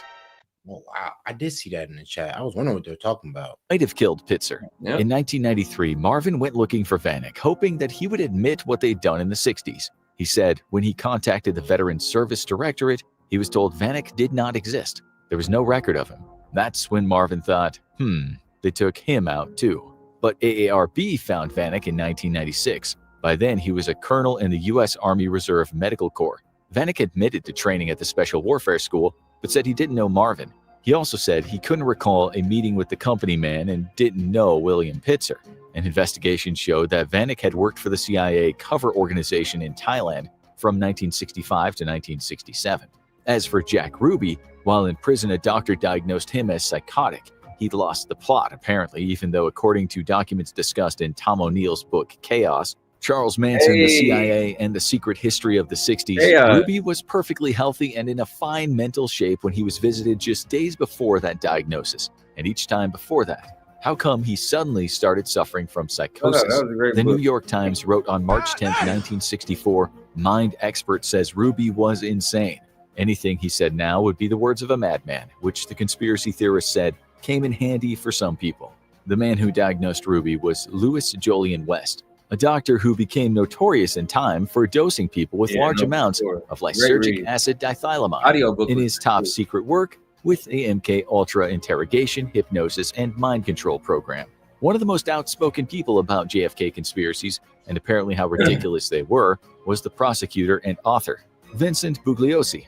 This same man threatened to sue Tom O'Neill when, during the 25 years O'Neill researched his book on Manson, he discovered Bugliosi's famous book, Helter Skelter, was full of provable lies and completely missed the CIA's many connections to the Manson murders. It's just another coincidence that Bugliosi became a kind of spokesperson for the CIA and the US government in detailing how the conspiracy theories were not true.